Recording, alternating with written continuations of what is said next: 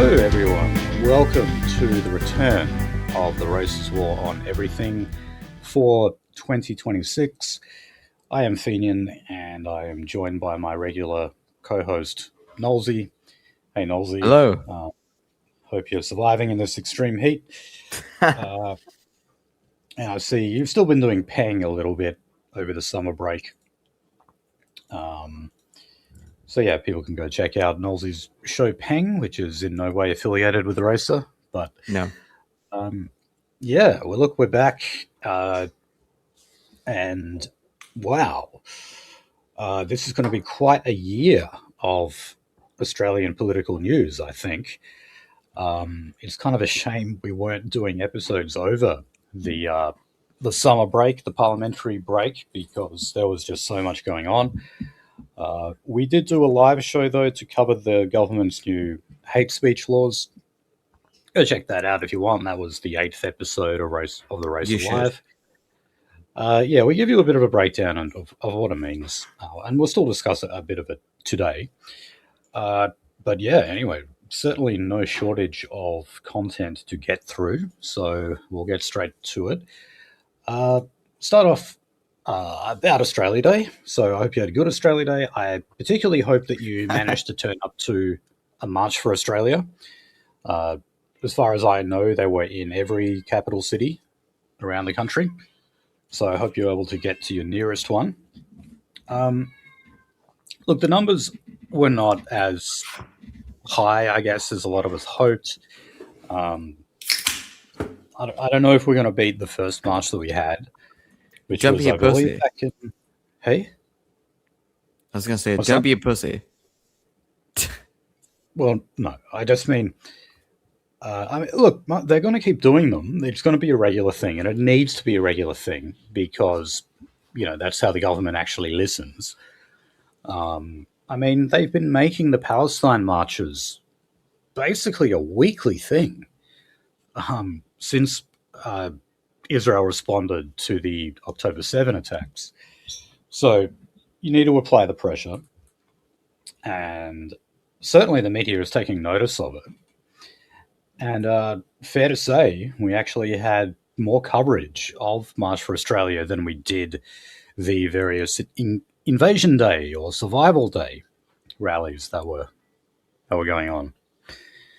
Now, we just thought we'd open up the show today with a discussion about one incident that has been getting an absolute ton of attention.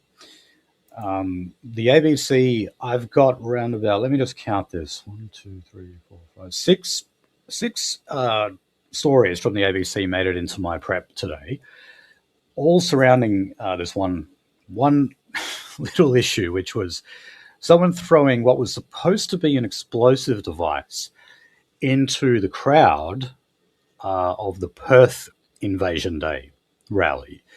Now, this device, we're told, contained like screws and nails, ball bearings, and there was also some kind of liquid explosive in it as well. Nolsey will probably have to explain this better than me, but it didn't go off, but police are saying it was designed to go off. So, one could argue that this was an attempted terrorist attack. But, well, I'll hand over to you, Nolsey. What do you have to tell us about this? Well, so is a false flag attack. Okay. That certainly crossed my mind. Like, the very fact that it didn't go off kind of to me said that, well, whoever threw this may well wanted it to look like it was a bomb that was designed to harm a lot of people or even kill people. However, they made it as such that it just wouldn't go off. They purposely made it a dud. Is that what happened here? No, not really. I actually, a lot of the guys like, oh yes, this is a big, false flag attack. No. Actually, look back to the fucking original source. I found the original source of it. So I actually spoke to the landlord of the guy. He Hold on. Just explain what you mean there. What do you mean the landlord of the guy? Literally the landlord of the person of the strata uh, council. No, That no, no. he Talking about the guy who threw the bomb? yes Yeah, okay. yes. So like we're not allowed to talk about his name and etc. We're allowed to talk about his visage, but Okay.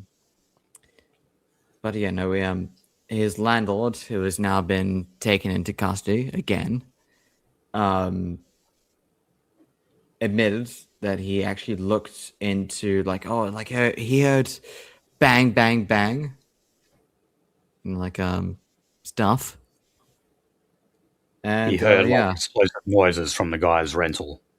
yes, Okay. and I can confirm that, by the way, personally. So you're saying that this device was actually meant to go off, It was.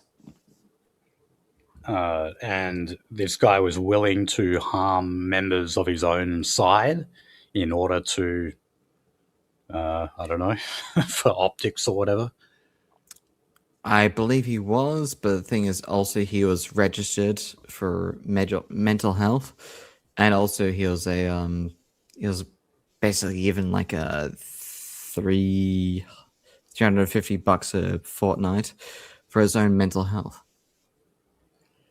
So he was on some kind of disability support. and also hardcore mood suppressants. Okay. Yes. So welcome to hell. Well, I mean, look, that's a fairly common profile of anyone who, does something like that. Something that really shits me is where people say that, like, antidepressants cause mass shooters. It's like, no, mass shooters are depressed, you know?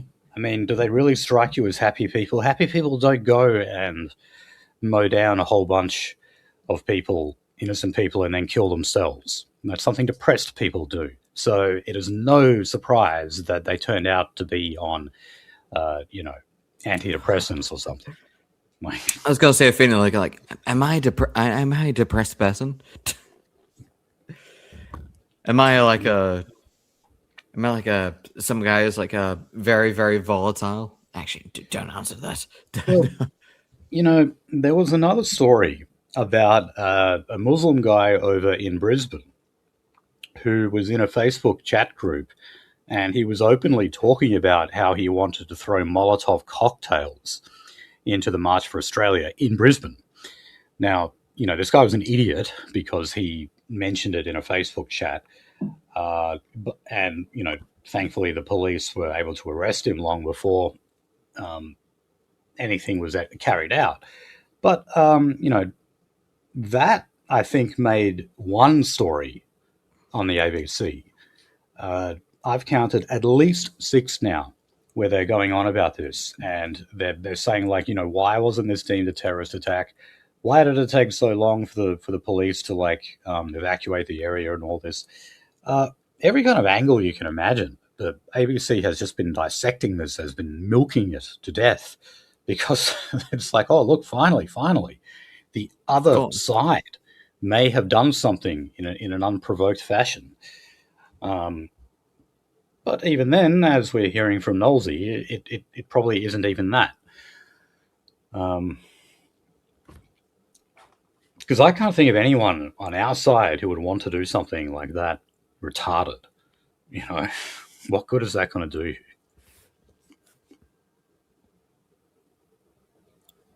Again, no. Anyway,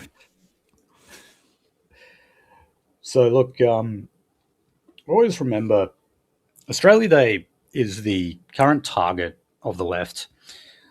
Every year it seems to just ramp up more and more. But I also think that Anzac Day is in the crosshairs as well. I think like once they've knocked off Australia Day, or if they knock off Australia Day, they'll come after Anzac Day. Now, over in New South Wales, Chris Minns is considering having another public holiday for Anzac Day this year in April because Anzac Day falls on a weekend. Now, I didn't know this, but apparently it's just like tough luck over East if your public holiday falls on the weekend. But like here in Really? WA, if that happens, you get an extra day off during the week. In New South Wales, that doesn't happen. So Chris Minns is actually looking to do that now. So you get an extra weekday off. Now, as you can imagine, the hospitality industry and other business lobbyists say that this is a horrible idea. And, that shows you how laissez faire capitalism is incompatible with nationalism. Okay. Oh, The market you can be very. libertarian. Hmm. I was gonna say like What's that? you libertarian. I was a libertarian like 11 years ago. I don't know why you want to, and it was a very common transition actually, or at least it was back when, I started getting interested in nationalism. Remember the libertarian to alt right pipeline? Uh, I hate to say it, but Christopher Cantwell was a good Oh example of god. that. Who, by the way, he hasn't posted anything on social media since like Christmas. So I'm wondering if he's just like given up now because, On the first day of Boofmas, my true fucking feudal gave to me. well, uh, I had a look at what he was posting on his Telegram, and he was saying that he was like, "Oh, look, I'm basically so desperate for work that I'm willing to do manual labor for people." Um, so he's out there like screaming, saying, "I will even do shit kicker work. Just give me work." So I also looked at his Give Send Go that has a monthly target of 5,000 American dollars. The last time I looked, oh, actually, hold on, I just found it. Let me There we see. go. Let's get a live react on this one. So remember, the monthly goal was 5,000 American dollars. Yep. Okay, it's the same as last time I looked. He has received one donation for $55. That's it. And this went up, I don't know, in November or something. So I think his, career as like a political commentator is dead.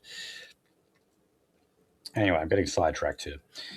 Uh, let's go back to the hate speech laws. Uh, something Yeah. else that happened on Australia Day, again going over to Brisbane, you had an Invasion Day rally where they burned the flag out in public.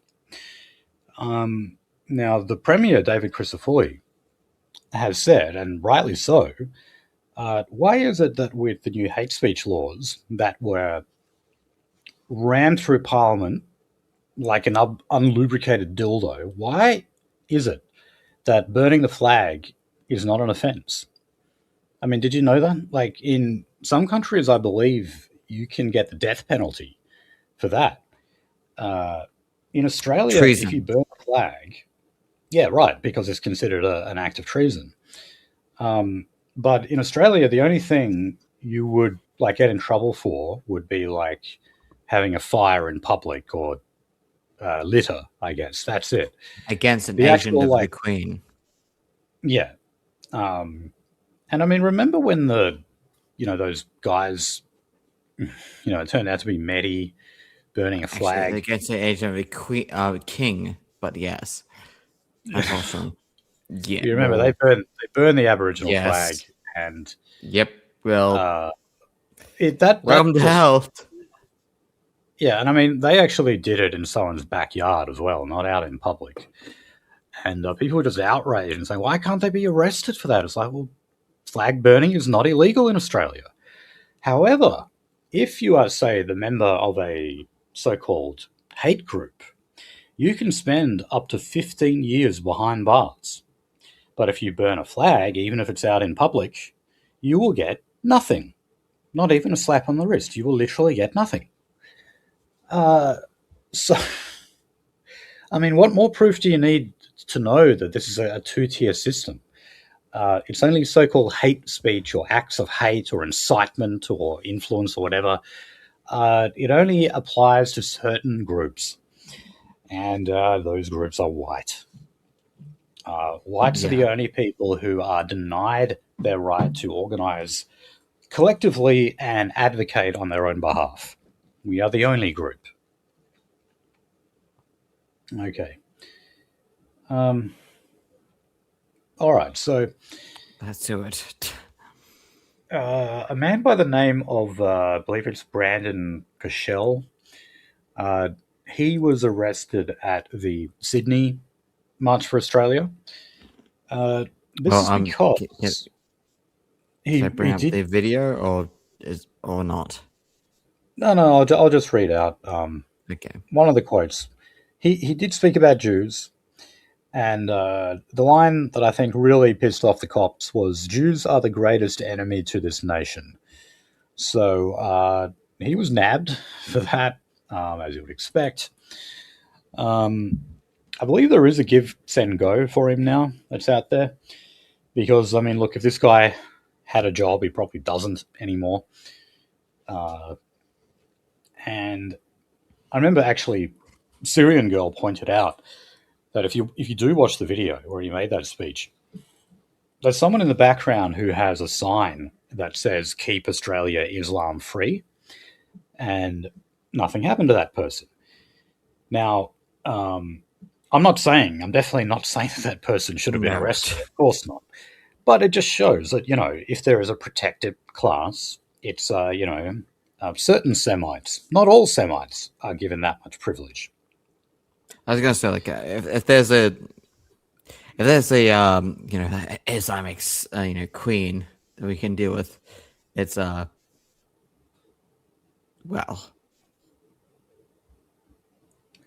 Well, look, it's your girl. uh,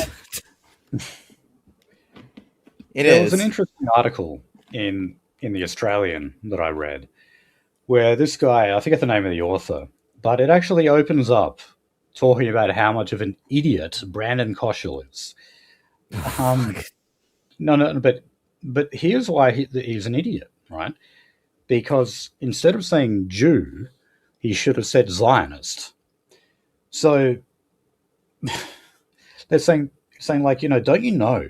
Shouldn't you take a lesson from the lefties' playbook and realize that actually you can say nasty things about Jews so long as you refer to them as Zionists. Now, what this guy was basically advocating for, this is a typical example of a conservative saying that the current hate speech laws don't go far enough. Why is that? Because people who brandish the Z word, Zionism, are never punished.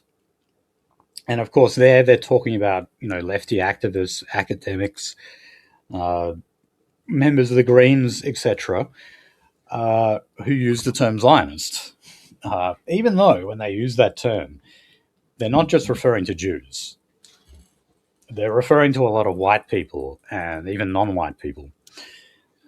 White-eyed, I guess. Yeah, but this Yeah. author made the point that around 84% of Jews identify as Zionists.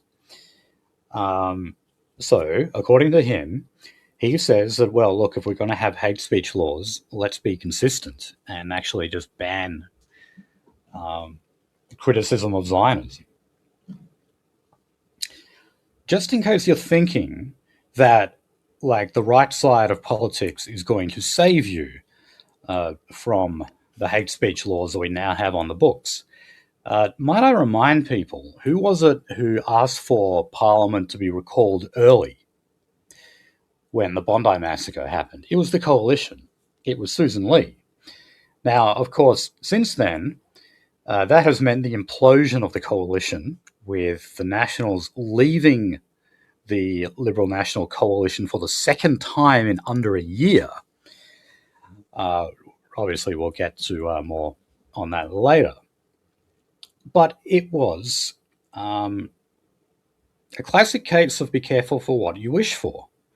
Because Because Susan you Lee might take got exactly this. what she asked. She had an early parliament called in over the summer break, where they're supposed to be on holiday, and they ran through these laws. And everyone's going on about how, well, at least the Murdoch press is going on about how this was like some kind of tactical error of Labor and Albanese. No, it wasn't. Are you kidding me? Not only did they get hate speech laws ran through that they have wanted to do for a long time, but they also It's a exploded the psyop. coalition in the in the It process. was. What It was a what are you psyop. talking about? This was one of the most politically effective moves the Australian Labor Party has ever pulled off. Anyway, but just to show, like, this ain't over yet. Over in New South Wales now, there is a current parliamentary inquiry into the use of certain phrases that are chanted at pro Palestine rallies. For example, globalize the Intifada. Uh, And from the river to the sea. I've got a feeling I think that's already banned. Oh, it is. Yeah. So obviously, they ban one thing, the crowd then has to move over and use a different phrase. So it seems like Yes. this one, globalize the Intifada, which is a bit more of a mouthful. It doesn't rhyme or anything. There you go. So now they're saying, oh, we got to ban this one as well. And they're going to start playing whack-a-mole with political phrases. It's become farcical now, the kind of things that they're calling for. Now, if you want one white pill out of this, this has somewhat proved to bite the Jewish lobby on the arse. Tony Burke, who is the Immigration and Home Affairs Minister, he's the guy who's been deporting our guys, Fuck you.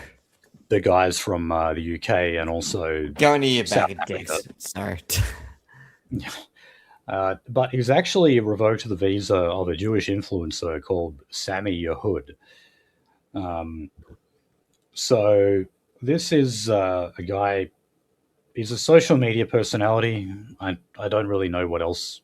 I must admit, I never heard of him until I read about I don't care. this story. But he has said that Islam is a murderous ideology and a colonial death cult. So All right. yeah, he was supposed to come to Australia to give talks in Sydney and Melbourne addressing Jewish organisations and synagogues. And he was also, we'll get this, he was also to give a series of self-defense sessions. So maybe this guy is like a Krav Maga guru or something. Krav Maga being the so-called Israeli martial arts, where it's basically fight dirty, go for the balls, go for the throat, that kind of thing. So it looks like that's what he's doing. All right. But I love this quote from him. This really sums it up. He says, the Australian government seemed to be using a pretty legitimate law to ban me for a pretty illegitimate reason. So you see here, he's actually saying he supports the laws, but he's just outraged that if you were to apply the principle of those laws in a blanket fashion and not have any exceptions, well, that would include him. And that's why he's not coming to Australia. Classic case of a Jewish golem. Be careful what you wish for. Okay. Former Prime Minister Scott Morrison, he's been in Israel lately. And so he did, of course, talk about Australia's hate speech laws. He's all for them because they apparently protect the Jewish community. Where is he? Where is he? Where is he going? Yeah, I mean, it's a bit much to go out there. He was preaching against the Islamic community in Israel. Oh, I don't care. Where is he? But look, this again, this is another example of a conservative saying that the current laws don't go far enough. Because he actually talked about introducing a register for Islamic religious leaders in Australia. So it's like you got to get a license to go out there and give a speech at a mosque. It's basically what he advocated for. So, and if you were there preaching some brand of extremism or radical Islam, you could lose that license. He also said that religious leaders, Islamic religious leaders, need to take more responsibility in terms of making sure their followers don't drift into radical Islam. Well, look, good luck with that, because they find that stuff online. Okay, they don't go to the Lakemba Mosque to hear that kind of stuff. And there's no shortage of that stuff online. So don't worry, they'll get to that if they want to.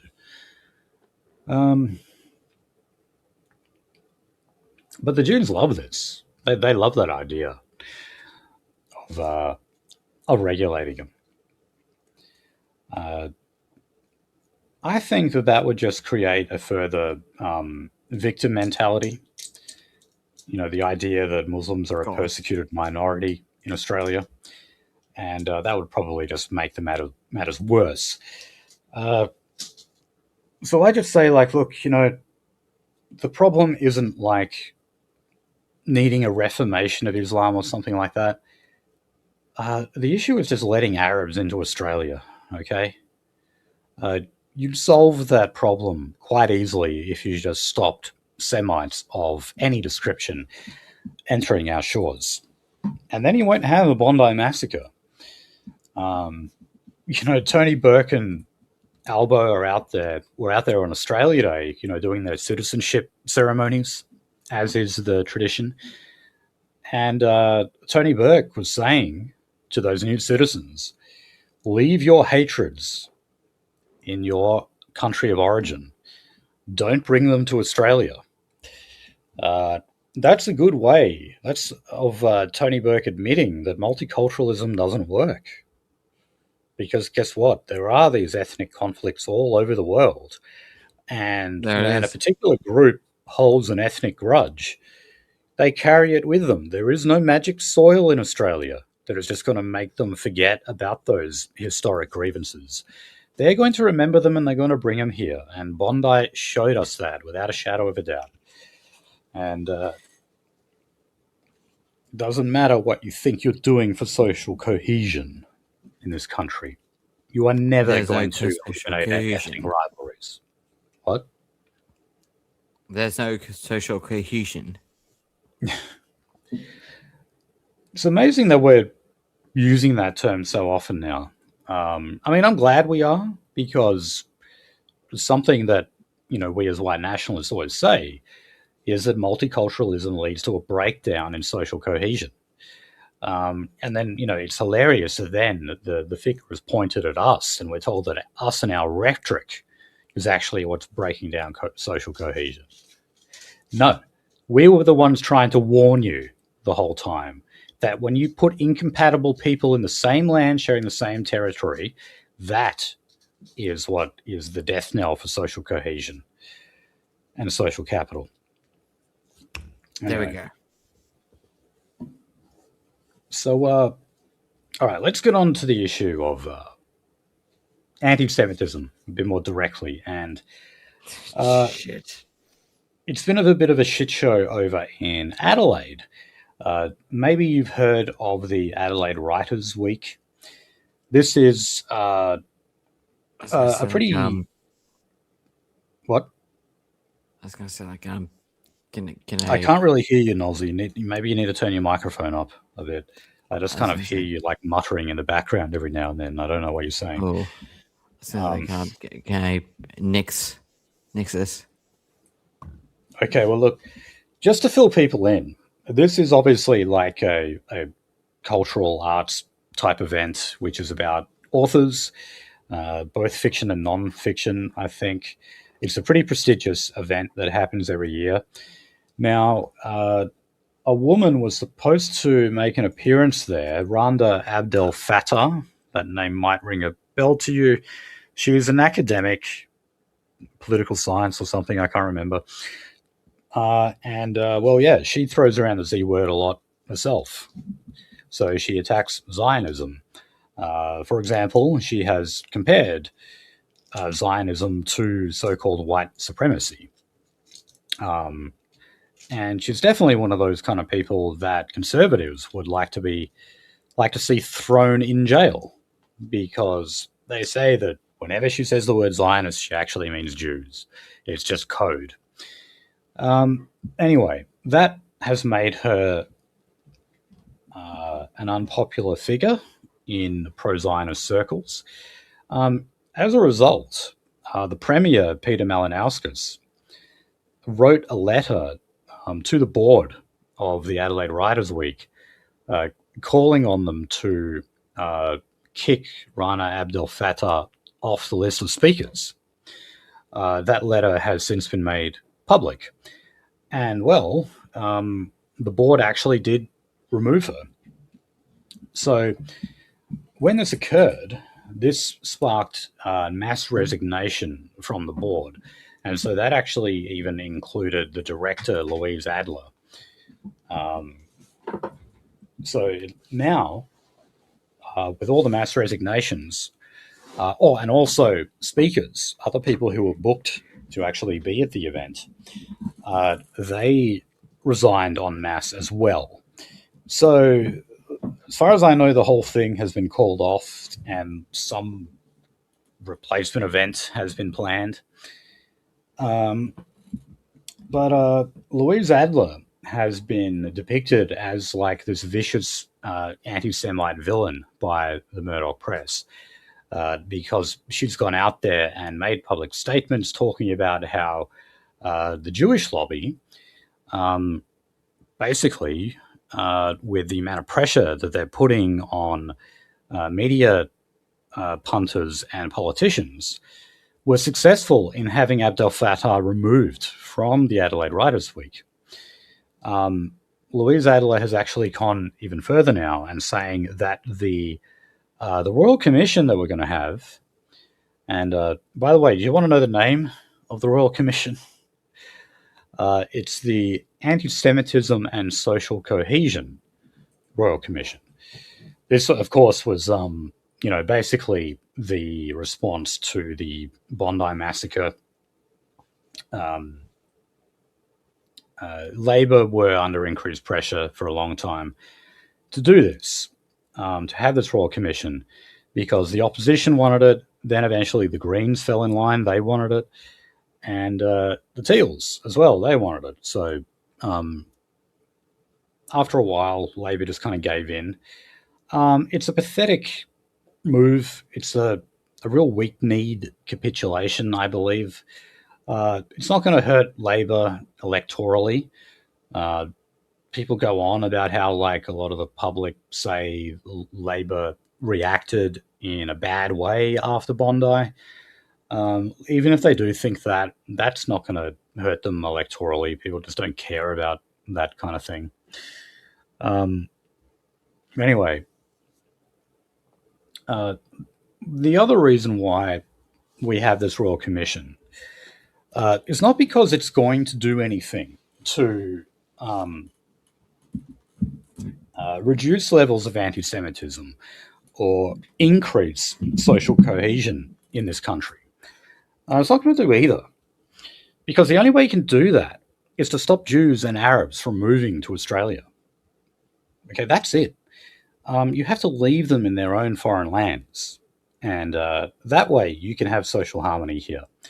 That way, there's people don't need to say be anti-Semites, because there's just no need to. It doesn't affect them in everyday life. And the reason we have this Royal Commission, why is it that the Jewish lobby has been so gung-ho about it? I think it's as simple as this. The Jewish leaders want the country and want the political class to know who's boss. When they say jump, Albo is supposed to say how high. And they've now beaten him into submission over that. And they're trying to flex their muscles and just demonstrate just how much power and influence they have in this country. It's a form of intimidation. It's their way of saying, hey, look, when we ask for a multi-million-dollar inquiry that's actually going to be completely fruitless, that being the Royal Commission, we still get it. We still get that. And when we ask for extra security grants, we get that. When we ask for people to adopt the IRA definition of anti-Semitism, we get that. When we call on academics to be thrown off a writer's week, we get that. That's what they're doing. They're flexing their muscles. They're showing people who's boss. They're showing just how influential they are. And they want to make Albo look like their bitch, and they're doing that very well, even though we keep getting told by the Murdoch press that Labour is somehow selling out and is beholden to the Muslim vote in West Sydney, and are actually a bunch of like anti-Israel closet anti-Semites. Nolsey has dropped off. I'll be back in a sec. Okay, Nolsey has returned to us. He was just kidnapped in his headquarters in Lagos or something. So let's continue with our stories here. You might have heard that the Israeli president is going to visit Australia. So no, that is not Bibi. He's the prime minister. They have one of those like apolitical presidential systems in Israel. So it's a similar system to what Germany does, and for the similar reasons. Yeah. So this guy, you could basically say he's like a ceremonial leader, even though technically he is the head of state in Israel. His name is like the representative of the Queen over here, but except internal. You can imagine it like that. It's like the Governor General going off to another country. So anyway, his name is Isaac Herzog. That's right. His last name is literally Zog. Now, and also Herr in German means Herzog, which is other people's name. You could translate it to Lord Zog if you wanted to. You could. It's very appropriate, I think. So, look, the reason why this is happening is, well, it's all part of Albanese's concerted effort to kiss further Jewish ass. As I was just talking about before with the Royal Commission, that's what it is. Israel and Australian Jews want to show who is in charge here and want to show that Albo will do what they say. Now, still though, something that they can't get is an official visit from Benjamin Netanyahu. You know why? Because we're signatories. You legally have to be arrested. Yes, of the International Criminal Court. And the International Criminal Court has an arrest warrant out for Benjamin Netanyahu. We are obligated under that agreement to arrest Bibi if he were ever to set foot here. It's the same case in most European nations now, I believe. Quite possibly the majority of countries all over the world. Bibi cannot go there. Basically the only place he can go is the United States. That's the only place he knows, like, where he's guaranteed not to get arrested. And, credit where it's due, our foreign minister, Penny Wong, said, while she didn't say, we will arrest Benjamin Netanyahu, she did say, well, look, we're signatories and we have to do what it says. So, it's Would pretty it be clear. terribly insensitive to call her a pink paper tiger? No, I wouldn't consider it to be. But I do have an update on Isaac's arrival here. Chris Minns basically told a mosque in Lakemba to shut their fucking mouth. Yes, yes, we know that like the local community or maybe your own community is sending you hate letters, but shut your fucking mouth, because the boss is in town, I guess. Yeah, and look, this was done at the behest of Jewish groups in Australia. Obviously, there was increased pressure for something like this after the Bondi shooting, so Albo is just going along with it. Because look, when Penny Wong did say that we would arrest Bibi, the Jewish lobby was absolutely furious over that. They were steaming mad.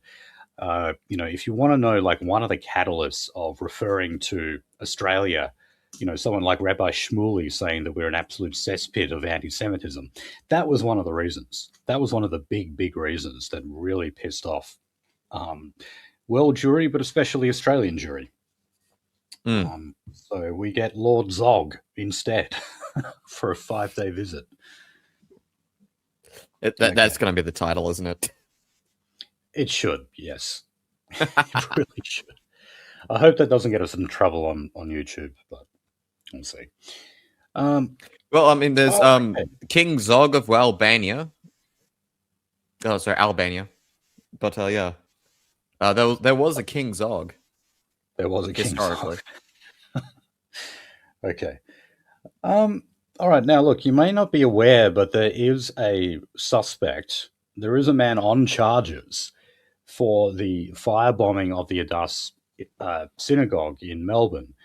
Now, remember, this is the one where you had Jews who, for some reason, were studying Torah at 4 a.m. when they apparently heard like an explosive sound, and one of the rabbis like burnt his hand as well. Had accelerant burns, not like yes. I got burned with a fire. No, accelerant burns. Yeah. Then Victorian police and AFP told us for months that they did not have a clue who did it.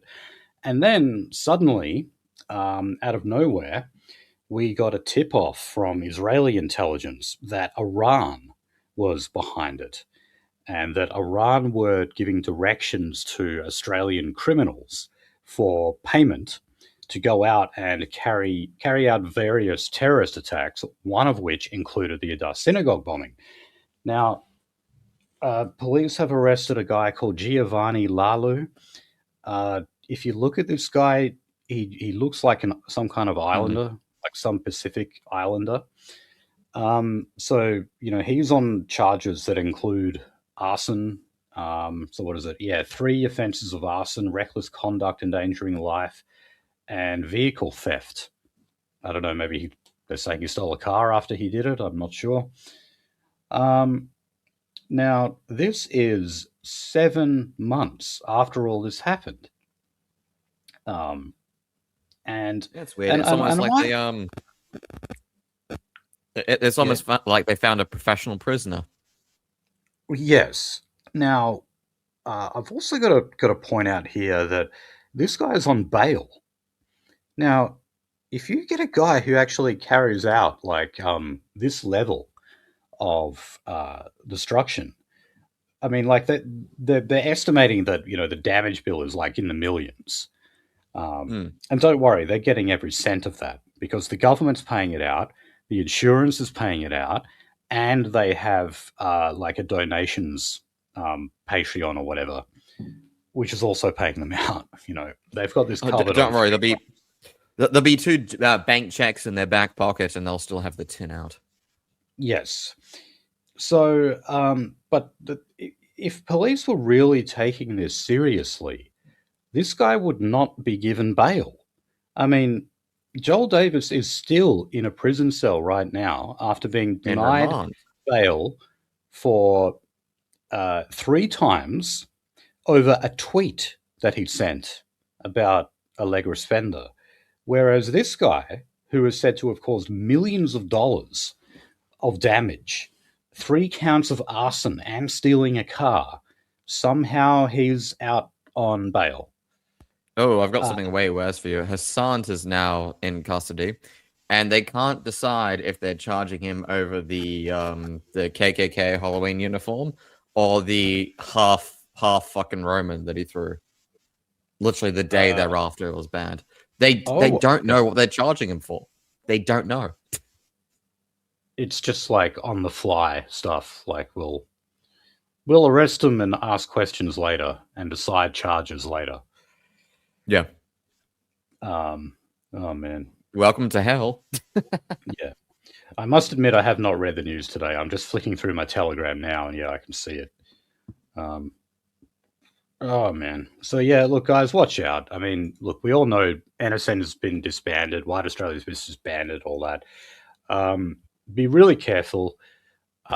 If you've got group chats, probably, and if it contains former members, don't have like any more than say 4 people in that group chat, stuff like that.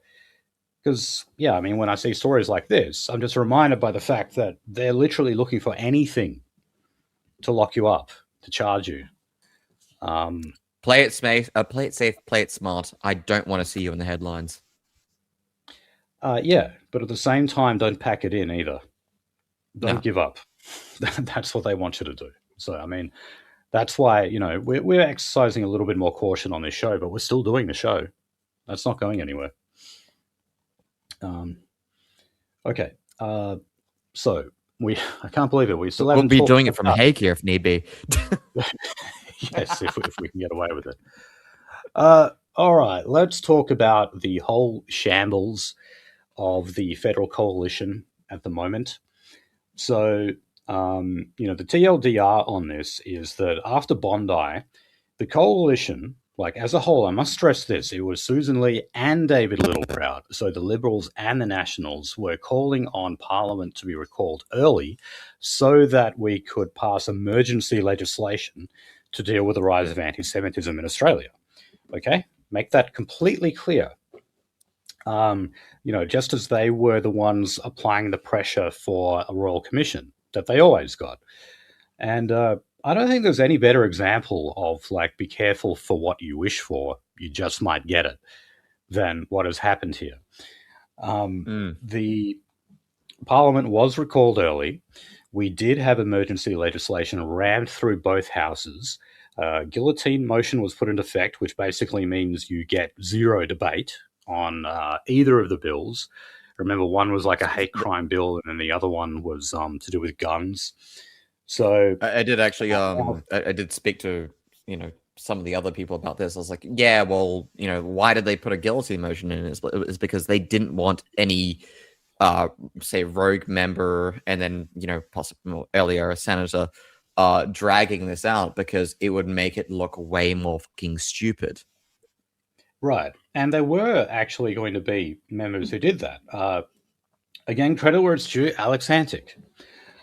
Yes. No love to Andrew Hastie, though, who voted for it. Traitor! We should never, ever let him or any Hastie supporter like Drew Pavlou forget that, okay? Everyone remember that. Alex Antic was the only member of the Liberal Party who voted against it. Of course, the Teals voted for it, the Greens voted for it, the Liberals voted for it. That was more than enough to get it through the House and the Senate. Not the omnibus, to just make it clear, but the a section of the split bill and then another section of the split bill. Right, but what was the difference between the omnibus and then splitting the two bills? Nothing. Yeah, there was nothing. There was something in there about like the designation of a hate group where they said you would have to prove that they were a hate group that incited violence. There was something in there about that. But that is so broad, you can make that interpretation so easily. That they added really Sikhs was the only as well thing. to the religious protection. They added Sikhs to the religious protection thing because Sikhs do this thing where they burn like an effigy of the Brahma Vista. Yeah, it's like a religious ceremony for them. By the way, and also this is also being challenged by both the Sikh and Indian, as much as that makes a difference, communities, because they've leveled hate crimes against each other, as we've covered. Right. Yeah. Oh no, They love taking like bollards to each other's backs. Um, when you've got those protests about making like the independent Sikh state in India, Khalistan. yeah, you still see people with those flags as well out there. Yeah, That actually, issue's not going away. I was driving past the Sikh God, what was it, like a compound, etc. Down in Canning Vale a while ago. And yeah, no, there's graffiti that like they're going to kill each other. They are going to kill each other. Oh yeah, it's only a matter of time till one of them gets hold of a rifle and starts picking off people at a beach or something. Mm. Um, Welcome anyway, to multiculturalism, the most successful multicultural nation in the entire world. yeah. So look, when they put the vote, put the two bills to a vote, the Nationals abstained. Mm. Now, the Nationals, of course, complained that they didn't have enough time to review the bills and debate them. As we just mentioned, there was the guillotine motion. Fair enough, but the Nationals were just as guilty as the Liberals in terms of demanding an emergency session of Parliament to ram through laws. So it's really a bit much for them to complain, oh, look, we didn't have time. It's like you wanted it that way. You called for Parliament to be recalled early and to just shove through legislation. That's what you asked for. So the end result, of course, was that you had three frontbenchers from the Nationals who voted against the bill. They didn't abstain, they actually voted against the two bills. This was deemed to be a breach of coalition solidarity, so they tendered their resignations. But Susan Lee, the leader of the Liberals, did not have to accept those resignations. Um, as a result of that, every single frontbencher from the Nationals resigned in protest. So every last one of them went to the backbench. And then, of Mm-hmm. course, that led to the Nationals leaving the coalition for the second time in less than a year. So all these people saying that like Anthony Albanese had made a series of tactical errors in, say, not supporting the Royal Commission and then capitulating, not supporting an early recall of Parliament and then capitulating, then taking the omnibus bill and splitting it into two. People kept saying that this was like a series of embarrassing backflips that Labor had to take. Well, what was the end result of all of that? The end result is that One Nation is now polling better than the coalition is. Now, yes, it's Oh, true well, that Labor have actually fallen about 2 or 3 percentage points, I believe, in the polls. But so what? They are in absolute pole position right now. Um, they might maybe say bleeding off votes to the Greens, but those votes will just flow back to them through the preferences. So it doesn't matter. Yes, it does say something about Australians becoming increasingly polarised and not having as much faith as they once did in the two party system. But in terms of what that means for electoral success of the Labor Party, Labor is doing very, very well, and the coalition is doing very, very badly. Okay, so the coalition doesn't exist. well, yeah, now it doesn't even exist. It Well, doesn't exist. well, look Okay, on like that. but also like On that note, though, we have to remember that they're talking about bringing them back together, and David Littleproud even said that it's an ambition for him to have the coalition back together before the next election. Right, so we do have to keep that part of it in mind. maybe. Yeah. But again, like how long do we like deal with this or like talk about them? Talk about this entire system like it's not like a puppet show for adults. Considering that we've got new information now that, well, information, quote unquote, released by the American Department of Justice saying like, oh yeah, by the way, like they're all in cahoots, and by the way, we've got blackmail in them all. Um, yeah, well, the problem is though we don't really have good alternatives though. Um, Yeah, they as we'll just get, fucking banned the alternative. yeah. Well, look, okay, look. Before we get on to, I mean, there is one nation we're gonna talk about them, of course. But Mm. look, before we do, let's just talk a little bit about the leadership situation. So, of course, obviously, people are questioning Susan Lee's leadership here. She has only been the leader for less than a year. But look, it's not unprecedented to roll a leader in that amount of time. Brendan Nelson, for example, was rolled by Malcolm Turnbull back when he was opposition Mm. leader against Kevin Rudd. If you can believe it, actually did worse in the polls than Susan Lee. I believe the worst rating he ever got was 7%, which is, single digits. That's catastrophically low. So Susan Lee's not quite doing that bad. But anyway, they're talking about a conservative revolt here. We were told about two figures in particular. One was Andrew Hastie, the other was Angus Taylor, Yeah. both of whom voted for these new laws, by the way. But um, Look, I'm gonna say they, like when the young liberals are literally campaigning against their own leader, it might be a problem. So they yes, no, but also people kept going on about Andrew Hastie being the savior. Now, uh, okay. So this is what happened. First of all, you had Angus Taylor and Andrew Hastie having like secret meetings. Well, not secret, we we knew about them, but they had these meetings where they were supposed to kind of decide amongst themselves how a conservative leadership challenge would come about. And that, of course, would mean like that they have to decide that only one of them, is going to make the challenge, and then they can decide like who's going to be the deputy leader and the shadow treasurer, etc. Those talks did not produce any results. They couldn't agree. So they seem to kind of go off in their own way and crunch their numbers to see how much support they would eventually have. Now, everyone was saying that Andrew Hastie was the one who had the numbers and that Angus Taylor couldn't possibly compete. Well, it turns out that's not true. Andrew Hastie made a public statement where he said he would not be challenging Susan Lee for the leadership for precisely the reason that he does not have the numbers.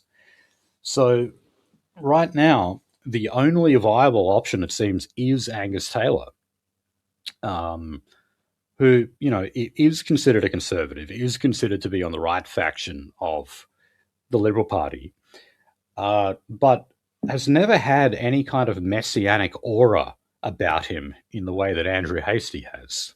You know, mm. um, and you have to wonder, like, why is it that Andrew Hastie has or had that? I should say, I don't know if he has it anymore, considering he voted for the Bills and he also has bowed out of the leadership race. Uh, I think maybe that messianic aura has been shattered. But like Look, the even reason why, 4 years ago, I said like Andrew Hastie was a piece of fucking shit because he threw Ben but Robert yeah, Smith under the bus, I know under the guys. bus. Yeah, guys like us was saying that, but what I mean is more like Mm. the hard right talkback world. Those kind of people.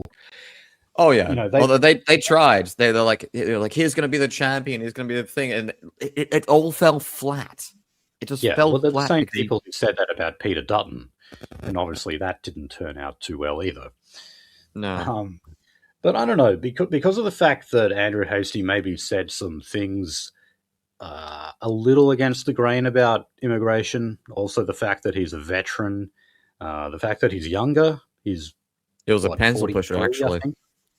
He what? It was a pencil pusher. So he didn't see like armed service, armed deployment. Oh, from the fucking ass end of a sea whiz, but yeah. Okay, fair enough. Um, but yeah, okay. So look, that's been destroyed now. People have even been talking about Ted O'Brien maybe becoming a leader. No, my God, that's not going to Who happen. the fuck is Ted People haven't even O'Brien? heard of Ted O'Brien. I mean, he was the shadow energy minister in the last term for Labor's first term. And, he only recently became Shadow Treasurer. But most people don't even know Ted O'Brien. He's not even as known as well as Angus Taylor is. So, no, that's not going to happen. So Tony They're Abbott gone. is said to be... They're saying that Tony Abbott is, intervening at the moment. And actually, I just heard earlier that from David Littleproud that John Howard is also intervening in a way to What, from the put nursing the home? coalition back together. But the moderates in the Liberal Party who are supporting Susan Lee are particularly pissed off that Tony Abbott is getting involved, because they're saying that, no, he's not there to put the coalition back together. He's there to get rid of Susan Lee. Of course. Yeah, because as we know... If I was directing the Liberal Party today, I'd say, oh, yeah, by the way, just get rid of that fucking... the bitch up front. Just... Well, look, fuck, I even threw Hasty up front for a hot second before liquidating him. I don't know if even that would happen. Rolling her right now, I don't know if that would be the way to go. Even if you somehow, if you got, say, Angus Taylor as the leader and you put the coalition back together again, I honestly think they've kind of caused themselves way too much damage. I know that the next election is 2 years away. But remember, they have barely any seats in the House. Is this the biggest majority Labor has ever had in the lower house? I think it is. Even though they went into the last election with a low primary vote. Post-communist revolutions, yes. Yeah. So, look, I've said it before, and I don't like saying this, but Anthony Albanese will go down in history as a Labor hero. He will. Because he's going to definitely serve out this term, and he will likely win the next election and serve out that term. That will make him a prime minister for at least 9 years. And you know what? That's longer than Bob Hawke. Yeah. Even Bob Hawke didn't last that long. So... do you think we could, stick Howard with a shot of adrenaline and get him back in the seat of the Liberal Party? Who, Hawkey? No, but Howard. Oh, Howard. Howard was in... Stick him right in the gluteus maximus. Howard was in for nearly 11 years. He's the second longest serving PM. Yeah. The first, of course, is Menzies, who was in for God knows how long. Well, the entire fucking war, I believe. Yeah, we see he was lucky enough to be Prime Minister when the Labor Party split in two, and you had the Democratic Labor Party, and they gave their preferences to the Liberal Party.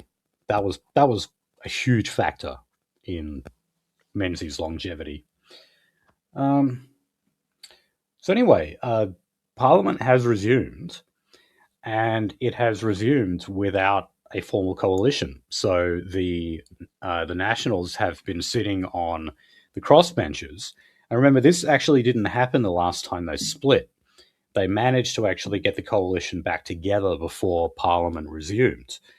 So this time, Albo and Jim Chalmers and that had their wisecracks ready, taunting the Libs and the Nats and One Nation as well.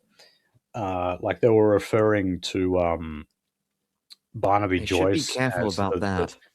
They said he was the leader of the third biggest hard right party in Australia or some crap like that. So, no, I mean, look, Labor rule the roost at the moment.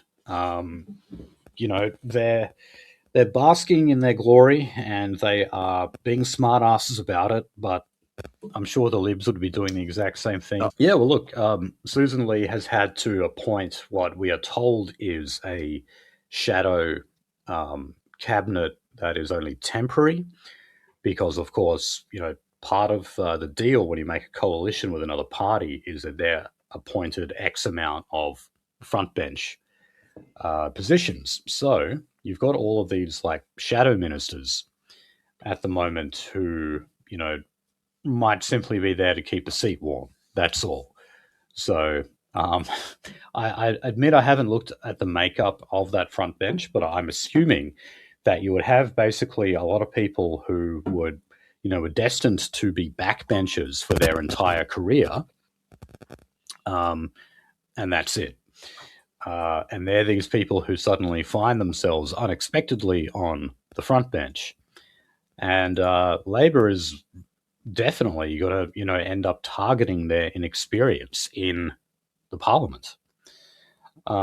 It also means that considering there's no coalition, they actually get fewer chances to ask questions now. So the National Party is just considered like the rest of the crossbench. So your independents, your Teals, whoever. I was about to say Greens, but they don't have anyone in the. No, they don't. Oh wait, no, I think they have. They have like one or two, but they lost a couple in the last election. So yeah, the Nationals are just treated like any other crossbench party or independent now. So Labor simply don't get as much scrutiny in the lower house as they're used to.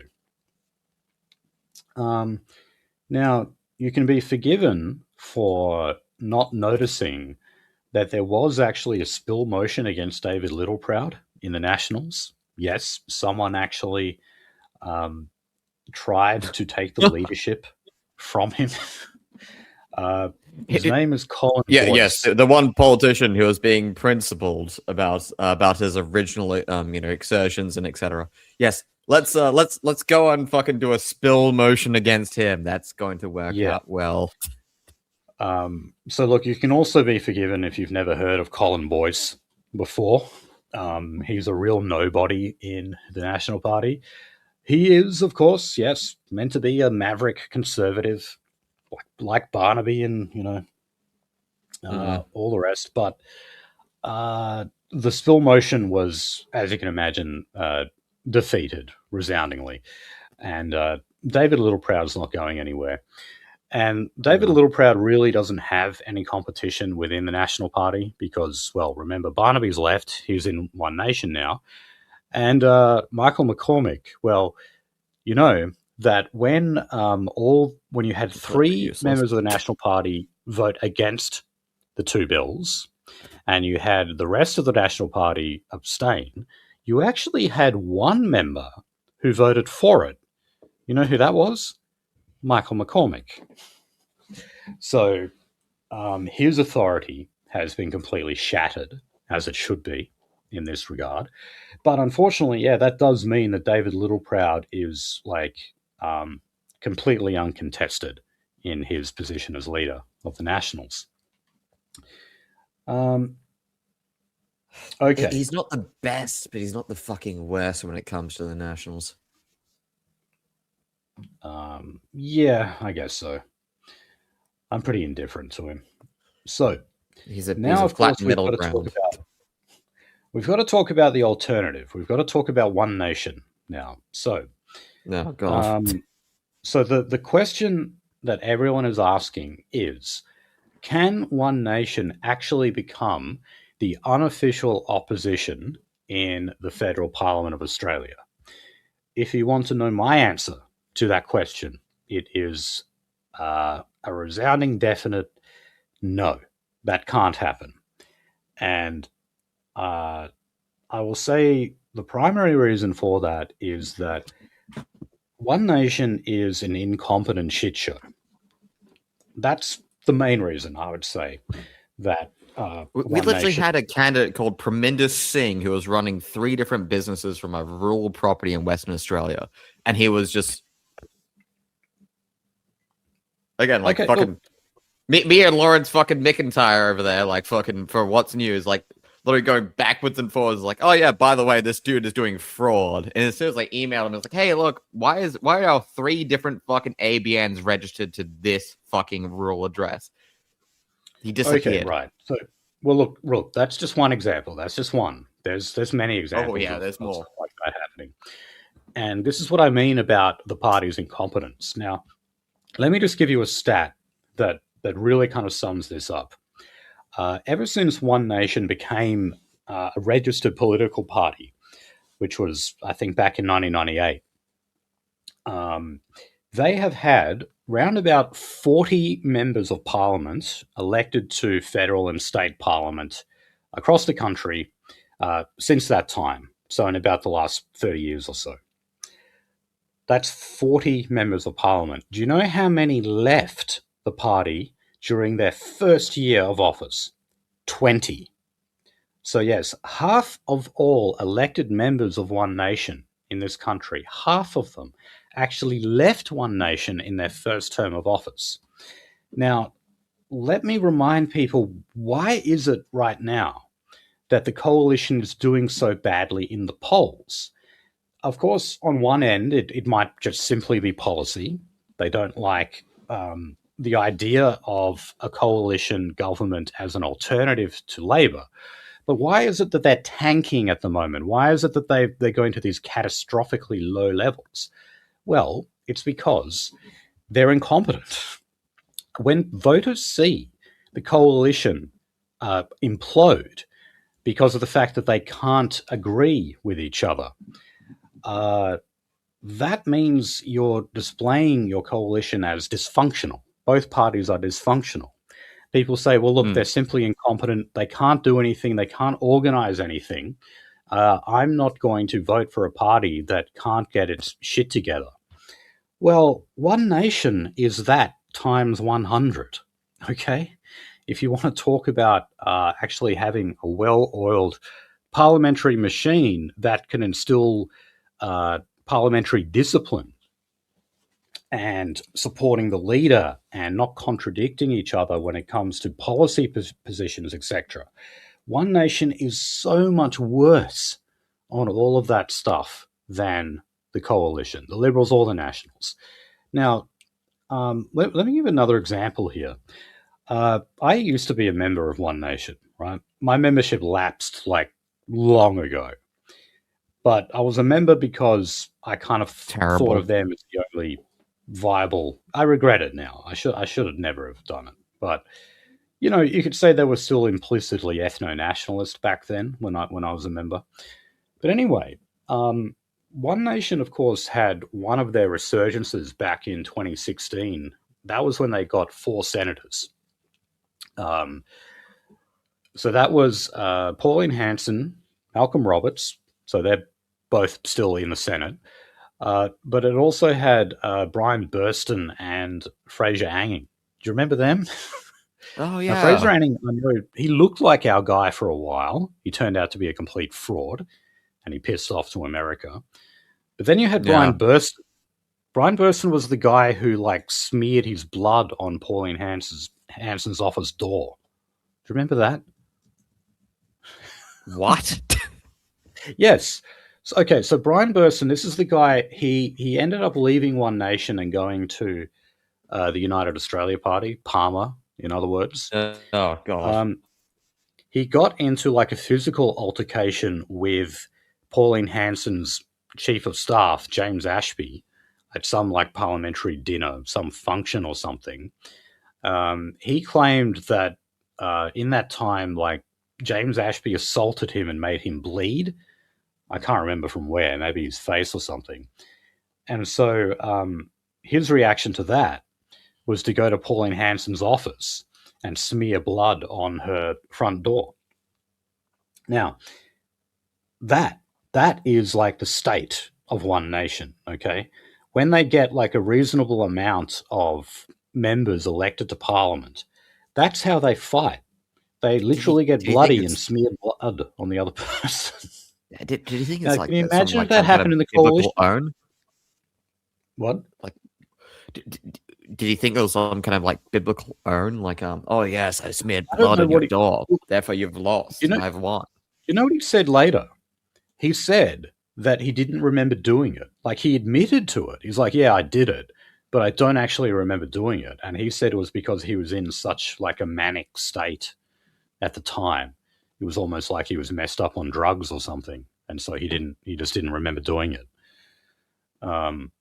It was unbelievable. And then I think James Ashby Pauline Hanson's chief of staff, he got like banned from going to like parliamentary functions after that.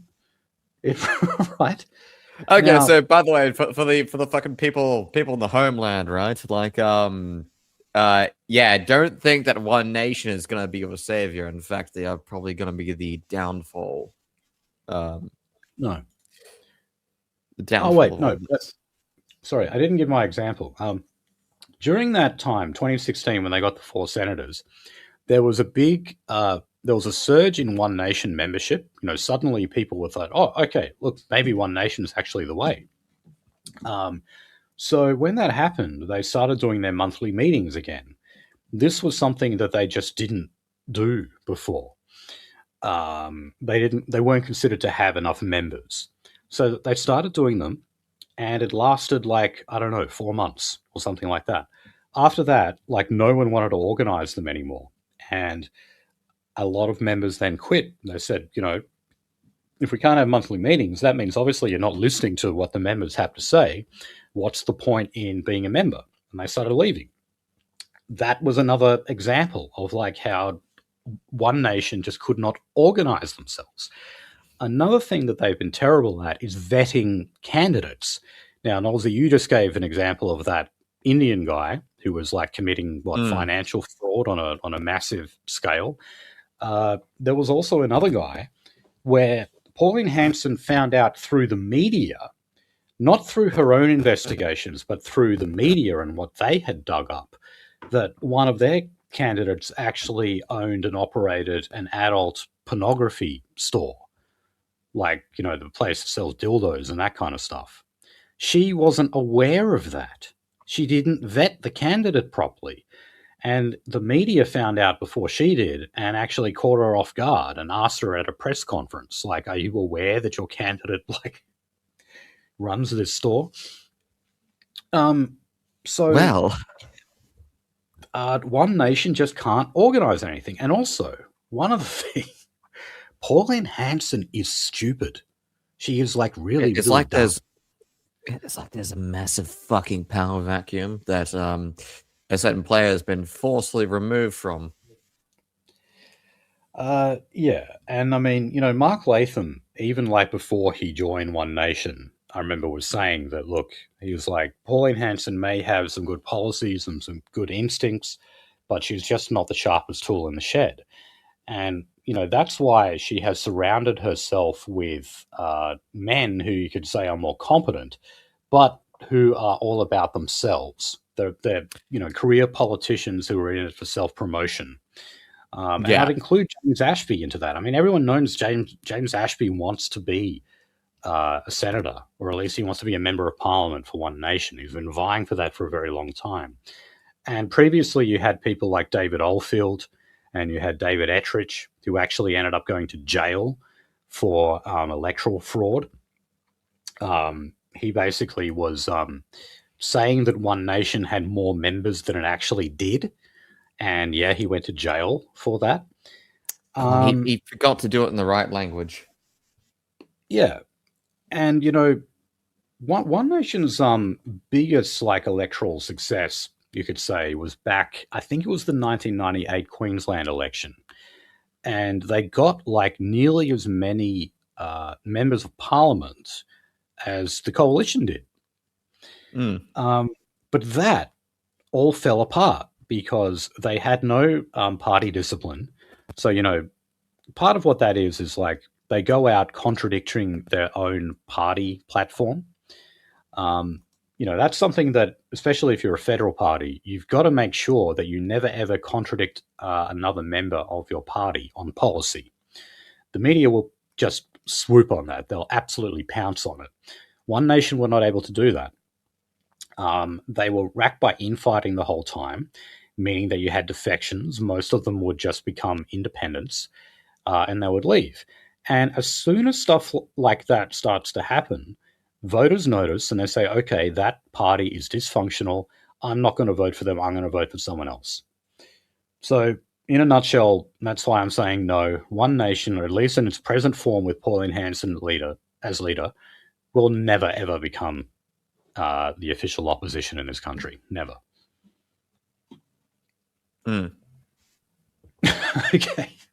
I mean, All right. So in other news, the Hoodoo Gurus, they're really pissed off that their song "What's My Scene" is actually being used by Pauline Hanson. Um, this happens all the time. Like Twisted Sister were pissed off that you know people use their "We're Not Going to Take It" song. So they've been pissed off at Trump and also at Clive Palmer for using that song without yeah. permission. Look, that's just because basically all famous bands are on the left. You kind of have to be. It's a rite of passage. Um, there's no like right wing equivalent of Rage Against the Machine. At least I don't think there is. I hope that was going to be like, do you think that Jimmy Savile would actually complain about his stuff being used by the right? Well, the pedophile. Yeah. Oh God, I don't know. I really don't know anything about his entertainment career. I just know like all the scandal that he was involved in. I was gonna say like Uh, most like high end music artists like they're on the same bucket to me as Jimmy Savile until proven otherwise. okay. Now, One Nation are saying that they are now coming for your seats in South Australia. Uh, so the other high-profile defection that we have to One Nation is Corey Bernardi. So remember, he was a senator for the Libs. He then went independent, and he then went and formed his own party called Australian Conservatives.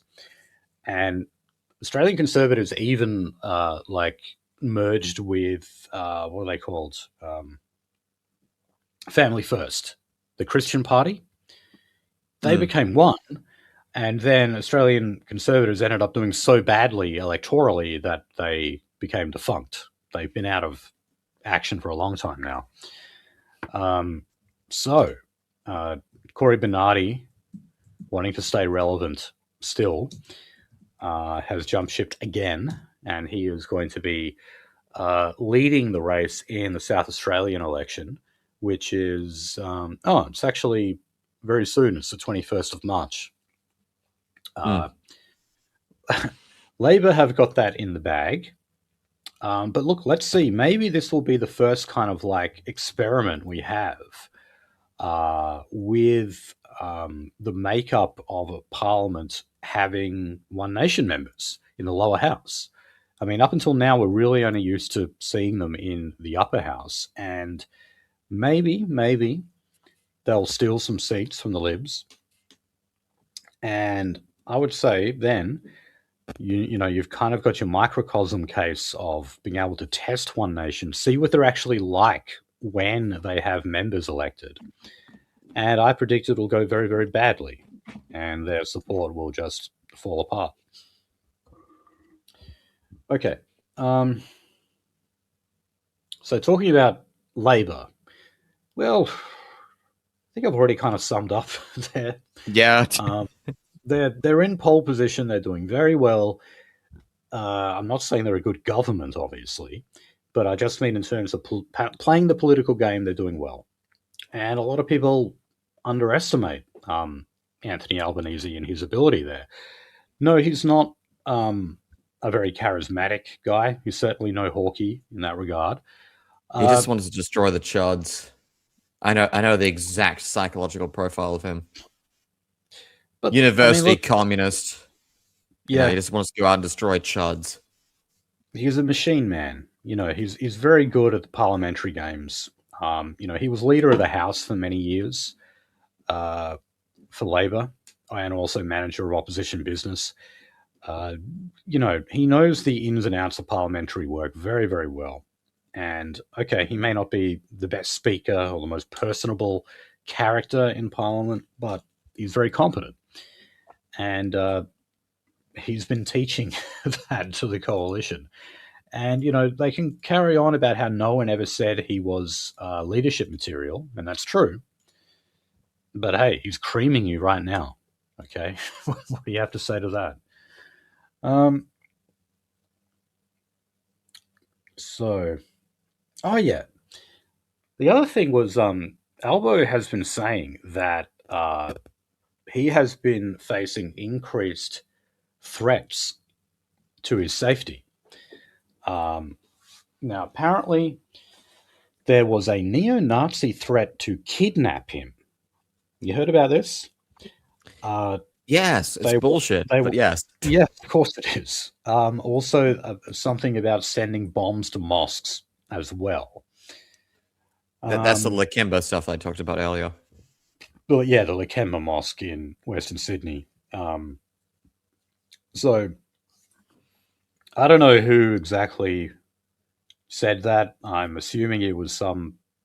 I think It the was either first just one some. was "What You're Doing, Imam," and then the second one was possibly uh, actually a genuine threat, because the Lakemba Mosque is notorious for radical, um, Oh yeah, well, radical. 15 of its members joined ISIS. I'll just put it that way. yeah, and also they made they're made up mainly of Lebanese Yes. and Libs in the West. They are by far the biggest nationality to join groups like ISIS. Well, Um, again, like the Lebanese when they're actually extended, the humanitarian visas to come to Australia, back in the day, they said they're all Maronites and they're all Christians. right, and they weren't. They were Muslims. Yes. I actually had one of them brag about that. Like, oh yeah, my father said like he was a Maronite. He learned the Lord's Prayer in English before he came to this country, and I was like, oh, I was just sitting there smiling. I was like, oh yeah. But yeah, Shit, and he that, then that, that, detailed that how he went. that's how easy it is to like cheat an immigration test. Just memorize the Lord's Prayer. Man, Yep. I know the fucking Lord's Prayer. That's fucking a piece of piss to memorize. Um, Is it sin or trespass against us, though? oh, That's the well, question. what about this other story though? I don't have this in the prep, but do you remember like there was also they brought back the base again, like, and they're trying to accuse Thomas Sewell of being in contact with members of the base and other like terror cells. Like I think Terragram is another one that's probably just fucking Yeah, made up. fuck. No, that Look, existed, unfortunately, but that did exist. Okay, no, but yeah, the base is fake. Like there's no yes, such thing it as was a an base. American honeypot. God, how Yeah, many fucking years ago was that? Like fucking 5? it was quite a while ago, and the media is still bringing it up and saying that like Thomas Sewell is in cahoots with this group called the Base. Yeah, I don't think so at all. No, What he the can't be in fuck? cahoots with a group that doesn't exist. Right. Oh, buddy, like American intelligence, fucking like shibboleths. Is that the term? Hmm.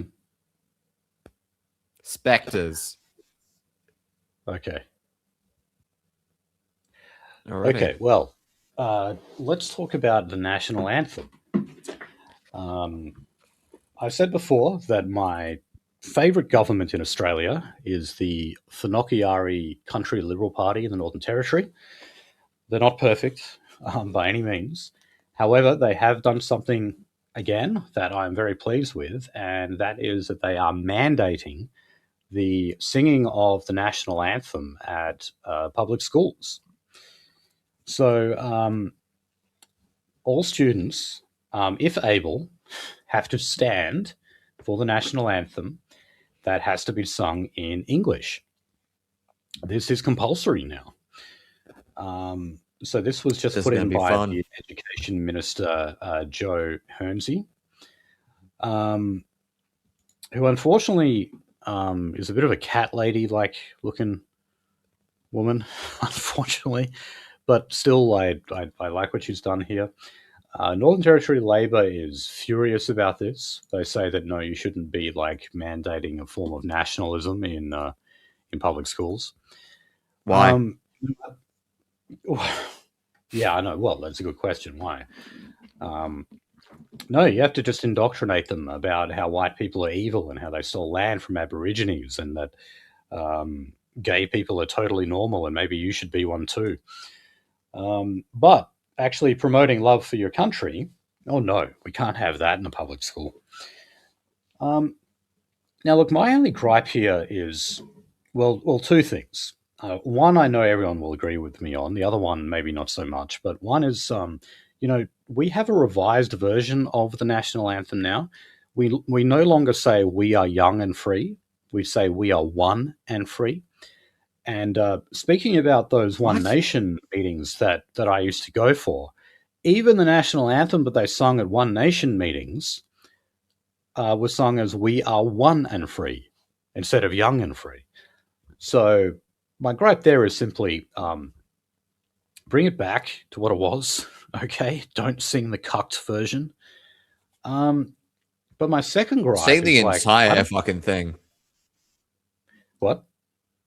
Sing the entire Australian anthem, all Oh, stanzas. no one can do that. No Yeah. one knows the seven words. Yeah, yeah. Well, yeah. I mean, okay, if they're going to do it, yeah, make sure they teach everyone properly how to sing the second verse because no one knows how to. But look, I don't know about you, Nolsey, but I just don't like our national anthem. Like, just as a song, I don't think it's a great song. It's not the best. Um, But the thing is, the original Australian national anthem is a hate crime now. God Save the King or God Save the Queen. Is that what No, you mean? the first one after Federation, which basically says like this is, well, the third stanza says like the exact races that belong to Australia.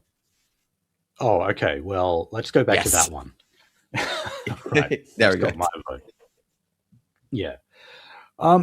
No, but I mean, I've spoken to other people who just say, yeah, like our national anthem is kind of boring.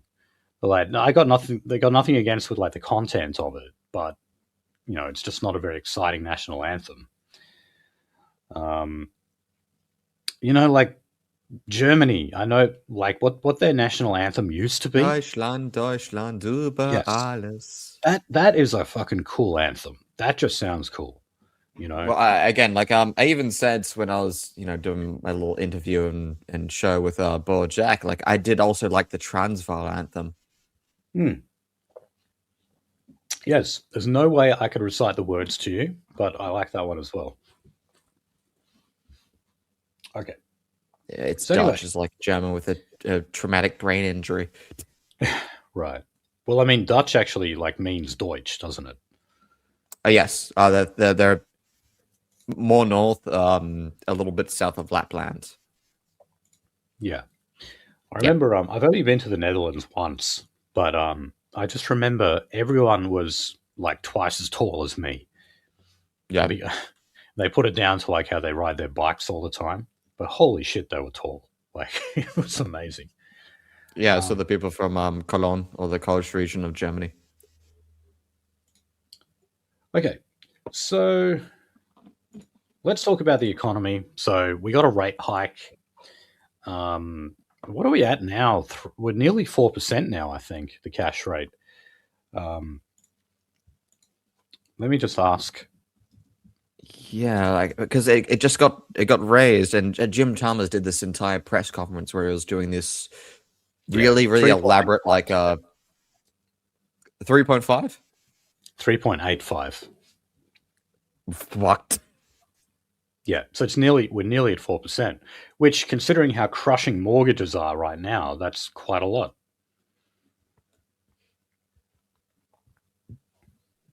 What were you saying about Chalmers? Chalmers did this entire press conference, like doing damage control for this.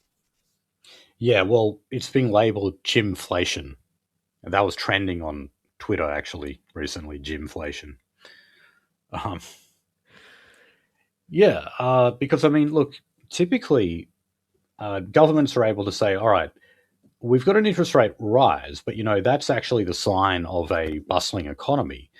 Uh, but usually you're able to talk about things like unemployment going down, and you can't do that. You can talk about GDP, of course. They can always talk about GDP, which is just artificially inflated by migration. But when you can't talk seriously about things like living standards and the unemployment rate going down, well, you're not going to be able to sell an interest rate hike as something very appealing to the Australian public. And remember, it's bad for everyone. It's not just if you are a first home buyer. Remember, a lot of first home buyers are renting out those properties as well. And of course, the increase is just passed on to renters. So, it's not something that Yes. really might help some investors and some bankers, but no, average homeowners and renters definitely not. It does not help them. Even the ABC said like, oh, this is going to push a whole bunch of millennials and Gen Z back into the renters market. And I was like, I was literally fucking driving back home. I was like, oh fuck, fuck. It will. But and you know what? Do you know which party that actually helps the most when you drive more people into the renters market? That helps the Labor Party the most because historically, people who rent vote Labor. That was actually a big factor in the last election where Albo won so convincingly because you simply had more renters voting. And it's the opposite way when it comes to America, but being red blooded and being blue blooded, yes, that does actually that saying does come from the Anglosphere sector. Yeah. Okay. So elsewhere in the economy, farmers are concerned that China could place further tariffs on Australian products. Now, this is something that China has been threatening because of the lease of the Darwin port. So remember, at the moment, the lease is given to some state-owned Chinese company. Yep. The Northern Territory government and the federal government have both signaled that they don't like that idea and that they want to sell the lease to someone else. I say so be this it. is just I was going to say this is just price threatening. Oh, well, yeah. I mean, it's trade war, classic trade war stuff. Yeah. Trump. Well, I could sell it. I could sell it to this other buyer for $500 more. Are you going to match that price? Yeah, and well, look. I mean, we've been used to doing these kind of deals with China for a long time. Trump and the tariffs in America. That's obviously quite a new phenomenon. America used to have very high tariffs that basically funded the entire federal budget, but that was decades ago. But China never adopted so-called free and fair trade philosophies of the neoliberal era. These countries never did that. Yes, they may have reformed and opened up their economies to an extent, but they never became laissez-faire and believed in completely free international trade. China has never believed in that. So, look, I don't care. I don't. When it comes to farming, when it comes to producing agricultural goods, when it comes to just food, I don't understand why we can't just sell that in our own market. Why do we always need to, care about putting our beef in America or our grain to China? Can't we just, as nationalists anyway, sometimes we talk about the ideal of autarky. Now, complete 100% autarky is a pipe dream. You'll never get there. Oh yes. I mean, can you imagine a Australia nightmare, really? manufacturing its own microchips? That's just not going to happen. However, there are some things that we produce very, very well, and food, agricultural products is one of them. We could absolutely, basically, in terms of agriculture, we could practice autarky. And then we wouldn't have to worry about these stupid deals with China. Anyway, okay. Honestly, I think it's the smile that crosses the table at this point. Yeah. Okay, so look, finally, Jim Chalmers trying to plug the holes in the budget is talking about big businesses not paying their fair share of tax. Obviously, that's something we've heard before, but he says that specifically it is businesses exploiting the use of borrowing to reduce their tax. So, yeah, sometimes what they do is Yes, when they make an investment, instead of just digging into their own funds, they get a loan from the bank instead, and that results in lower taxation. that That's is just one the example. business like modus operandi of Foskett Metal Group, BHP, Rio Tinto, Adani, by the way, both in our country and in India, and Jesus Christ, Commonwealth Bank, by the way, Bankwest as a result, NBA, and ANZ Bank. That is literally their printed memo operandi, operating Okay. method. Yeah, which I'm sure is just one method among many of tax minimization. Um, I mean, all companies operate in that way. You remember Kerry Packer said, you know, if you're a company and you don't try to minimize your tax, you want to have your head examined. So, Yeah. it's no surprise that they do this. But Jim Chalmers sees that effectively as a loophole in the system that needs to be closed. And Let's see him try. yeah, so the Corporate Tax Association, so this represents 172 big businesses, saying that, like, look, you've already kind of closed all of these so called loopholes before. This is like the only one left. You're squeezing us for all our worth here.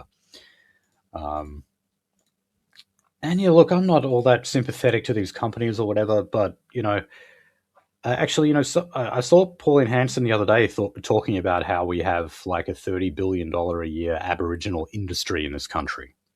You could easily plug holes in the federal budget by getting rid of this like ridiculous spending that we do.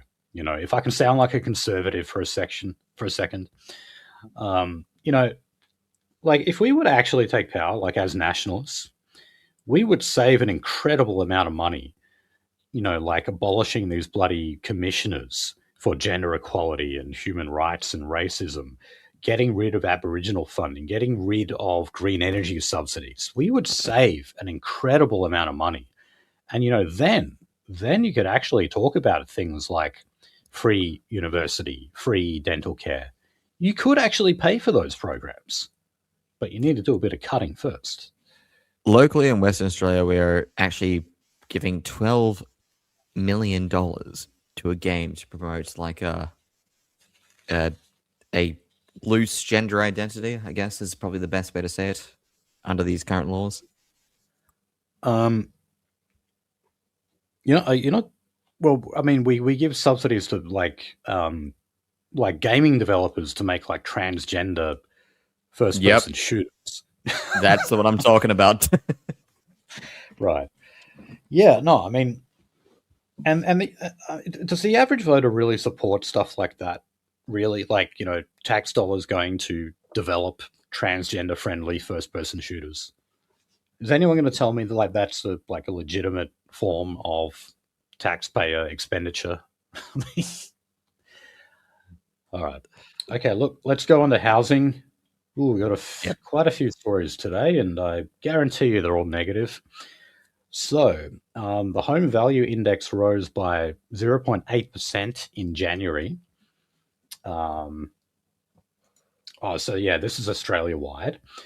Um, and for 2026, we had overall an 8.6% increase in housing prices.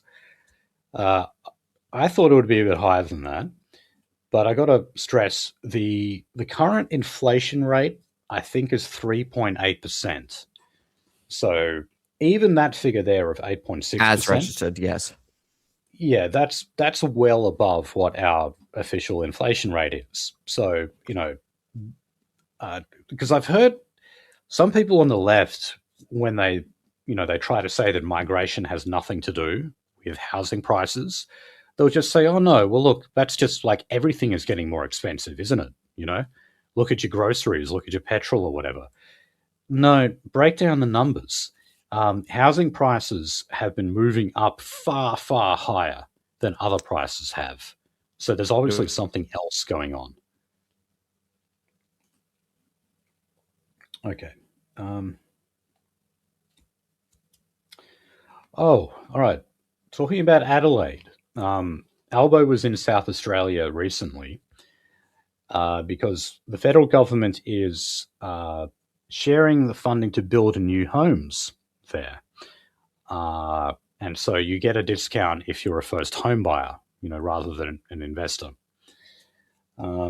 We've got this happening across the country, but of course he's doing the rounds in South Australia at the moment because he wants the Malinauskas government to be uh, re-elected. Oh, can you not hear me, Nolsey? Okay, and speaking of housing prices in Adelaide, well, the median uh, price now, so this is as of December 2025, is $925,000. And when it comes to houses in the non metropolitan area, $520,000. So, yeah, I mean, a lot of people who say, oh, look, I'm just going to escape to not even the bush, but, just kind of outside the metro area or whatever. Even there in Adelaide, you've still got to spend over $500,000 on a property. So, people are really running out of options now. Um, Yeah, no, like I literally was speaking to a communist leader, to be fair, and he said like no one can have like no one can opt out of like having a roof over their head. And I was like, oh okay, like yeah, so now his option was like, oh, violent revolution, dot dot dot dot, and I was like, well, pipe dream, buddy. But yeah, like no one can opt out of that. It's always going to be a fixed, non-elastic commodity. Well, I mean, it's made a commodity, but yeah. right. So, yeah, I mean, look, Adelaide is definitely not one of our biggest cities. They're relatively small. But yeah, even there, basically, it's $1 million now within the metro area for you to have a property. And yeah, that sucks. Like, I was there a few months ago, and I remember like thinking to myself, I could see myself living in Adelaide because it's a city, but it's quieter. It's not like it doesn't have the hustle and bustle of Sydney or something. Um, Hmm. but yeah, even It's that a bit more is, lively than Perth. yeah, probably. Even though that they're smaller, I think they still have like better nightlife than we do. Um, Well, but they that's had some terrible. I nice. wouldn't be able to harass you. No, they had a lot of like very nice kind of old kind of heritage looking houses as well, which I thought was cool. We don't have many of them in Perth, or at Hmm. least the ones that we do have, they've all been converted into like a plastic surgeon's practice or something in Subi. Like no one Yes. actually lives in them anymore. They're all these little like petite bourgeois businesses. Um, okay. Oh well, look at this. So here's a new initiative that is happening in is this Perth? I think, or South Perth, Southwest. Yeah. So again, outside of the Yeah. metro area. So these are miniature houses. Having a look, it's basically, I think there's just two rooms in it. You've got a bathroom, and then you've got like the living space. So I suppose it's sort of like a miniature studio apartment, but it sits by itself. But also, like you would share a plot of land where with a whole bunch of these other people who would live in one of these miniature houses. So it's like you could say it's what like what the Americans call a trailer park, although your domicile would be even smaller, and you would not be able to attach it to your Hilux and bring it somewhere else. you would just be stuck there. I was going to say, Finian, like, would you like to enlighten the audience to what Australians call a trailer for the trailer park, especially when working FIFO, fly in, fly out? Yeah, look, I often forget that we actually have Americans listening to us. We call that a caravan. Oh, And donga. yeah, and also like when we say trailer, we use that word, but we don't mean what you do. We mean like something like that you attach to a ute to put to like carry your power tools in or something. Pickup That's what. truck. Um, well, a pickup truck, yeah, that's what we call a ute. But I mean like, Yes. but if you actually A attach utility something, vehicle. Yeah. yeah. Well, No, but I mean like when you attach something to your car to carry other stuff, that's what we call a trailer. yeah. Yeah, and what you guys call a trailer, we call a caravan. So they used to confuse the hell out of me, like when I was younger, and I'd hear the term trailer park, and I was like, why would you have a park like full of trailers? That doesn't make any sense to me. Um, and I was like, oh, caravan park, right, right. Um, so yeah, look, this is another one of these ideas where, out of just total desperation, you know, people have been talking about all sorts of alternatives, like putting shipping containers together, like having like prefabricated houses delivered to site, and they may be like attached like pieces of Lego to other pieces. Uh, and all of these options, they're still actually there's still a fair price tag attached to them. Oh, yeah. Even though you're on a tiny, tiny house sharing with a whole bunch of other people, like you still got to pay a decent amount for it. It wasn't a year ago that I had like a conniption fit in front of you and one of our friends about like the deregulation of like all the shitification of like modern construction. Yeah. What phase of enshittification do you think we're in now? It's fucking terminal at this point. Oh god. Hold on So to your bricks. all right. So over in Melbourne, they are um, they've got 7 new redevelopments, sorry, that are going on. These are all major high-rise apartment buildings. Now, when they say redevelopment, what that means is they're demolishing them first and then building them again. And these are all for uh, elderly residents. So this is in Albert Park, Flemington, Kensington, North Melbourne, Parran, and St Kilda. Um, yeah, it's just another one of these very quick builds to like squeeze in the aging population that we have, because we can't afford to put them anywhere else.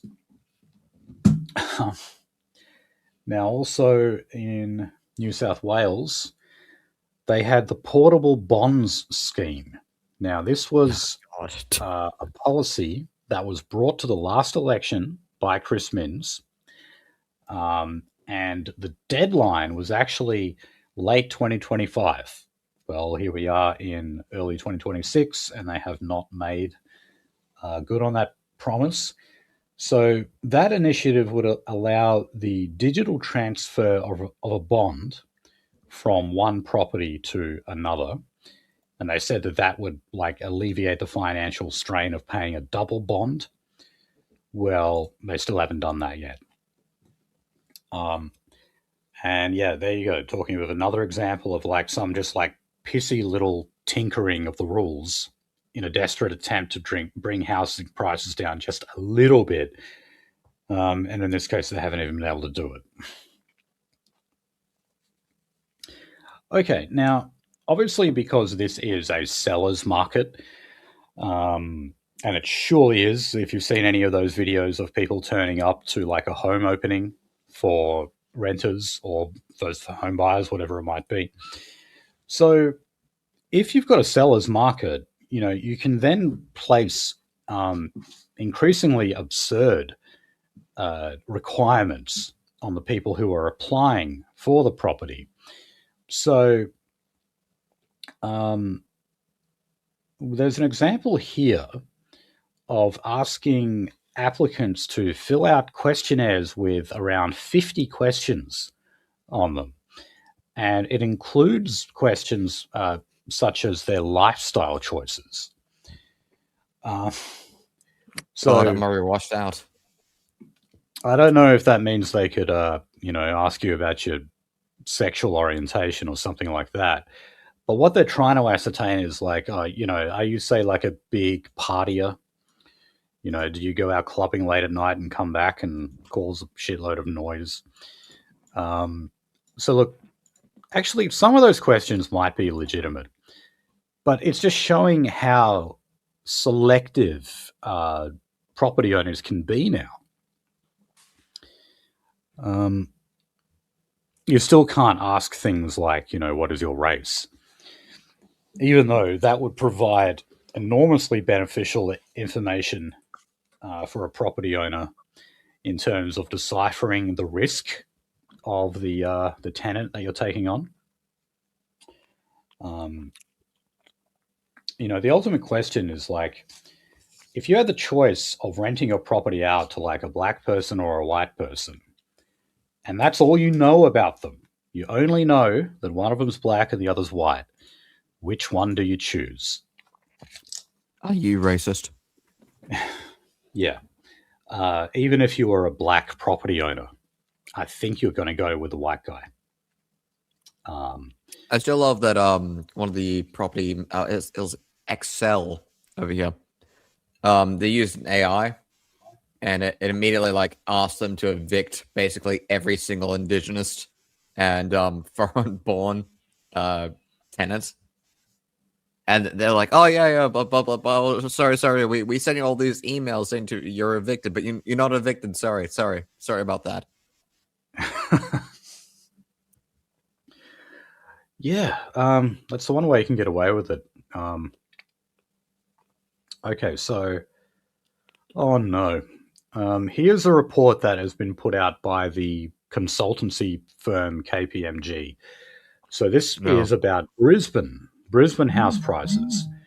Over the next year, so by 2027, they're predicting that housing prices will rise by 10.9%. Shit. Yep. That's a lot.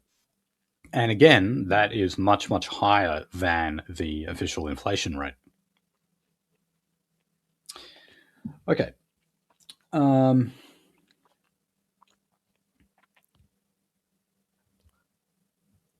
Okay. Now, another thing about renters. They're talking about poor living conditions by a furnished accommodation company called Share Sorted. So obviously, this is a group that helps you find shared accommodation, and these are furnished houses, as again what that suggests. But they're in very, very bad condition. In fact, the New South Wales Rental Tribunal found that the company was in breach of their obligations. But because it's a seller's market and you've got so many renters desperate to actually get a property, people have just been overlooking that. They're like, okay, this place is a shithole. It's not as advertised. The company is probably breaking multiple laws in renting it out to people. But I'm so desperate to find somewhere to live, I'm just going to cop that on the chin. That's the level that we're stooping to now. Again, you can't opt out of having a fucking roof over your head. Right. Yeah. Yeah. Even if ordinarily you would say, what the hell, I'm not buying that. Well, what's your alternative? Sleep in your car? Sleep in the streets? You've just got to take whatever's in front of you. Okay. Industrial relations. So only one story on that this week, but this is about Ningaloo reef guides, divers, and photographers. So these people work in Exmouth, which is in here in WA in our north, and they're usually like backpackers who come over, typically from the UK. And it's considered like, not a dream job, but it's considered to be a pretty cool job to do, to be paid to actually go out and dive with people and photograph the reefs and things like that. And again, it's something where you get a shitload of candidates who turn up. Now, in the article, I think they said like they were advertising one position. Yeah, oh, sorry, two positions, and 160 people applied for it. So obviously, that is an employer's market right there. But all these people have said that they've been underpaid and taken advantage of, working like extra long hours, illegal hours. But the company involved, one thing they know is that these are foreigners. So, they can be deported if they complain. But also the fact that they just have an endless amount of other applicants who are willing to take the job if they don't want it. And that leaves you in a position where you can underpay your staff, and they essentially just keep quiet about it. There's this weird basic, like libertarian terms to discuss this. It's also like you can be fucked. Yeah. Is that the technical term? How far away are we from like betting on a job? Like I'll do that for X amount an hour, or like for X total, and then like another worker saying that I'll do that for like X amount minus 1 cent. How far are we away from that? Probably not far at all. I mean, we escaped work choices in Australia, which basically was the Americanization of our workforce. But ever since that was abolished by Kevin Rudd, we've been moving ever so slowly towards it. Just like the carbon tax. Tony Abbott abolished the carbon tax, but we just edged closer to it all the time. That now we basically have it again. And that's just what you get with mass migration. Labor won't admit that, but that's what it is. Even if they, put in so-called pro-worker legislation, it doesn't really matter when you have an endless stream of cheap labor flowing into the country all the time. All right, let's move on to climate and energy.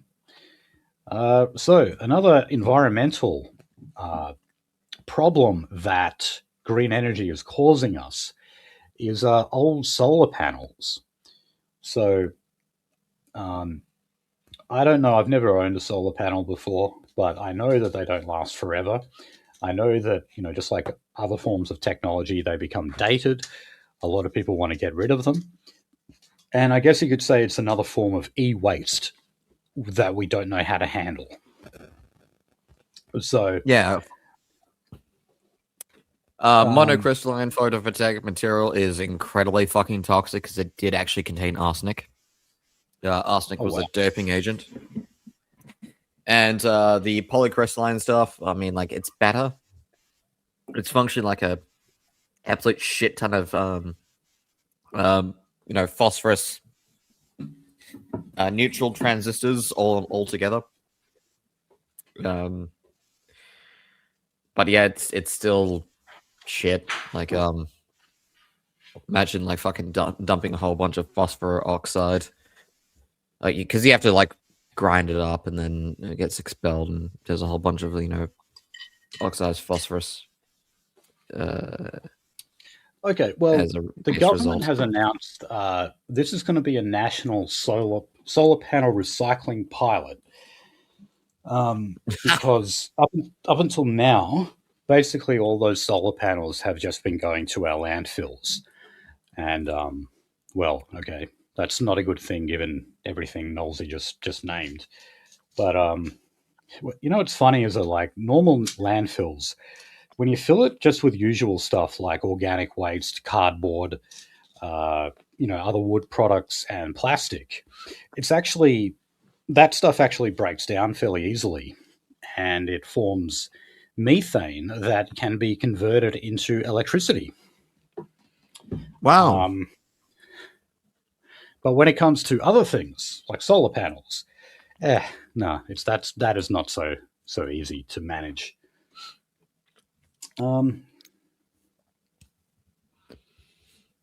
Yeah, okay, again, like so we've got another. recycling solar panels.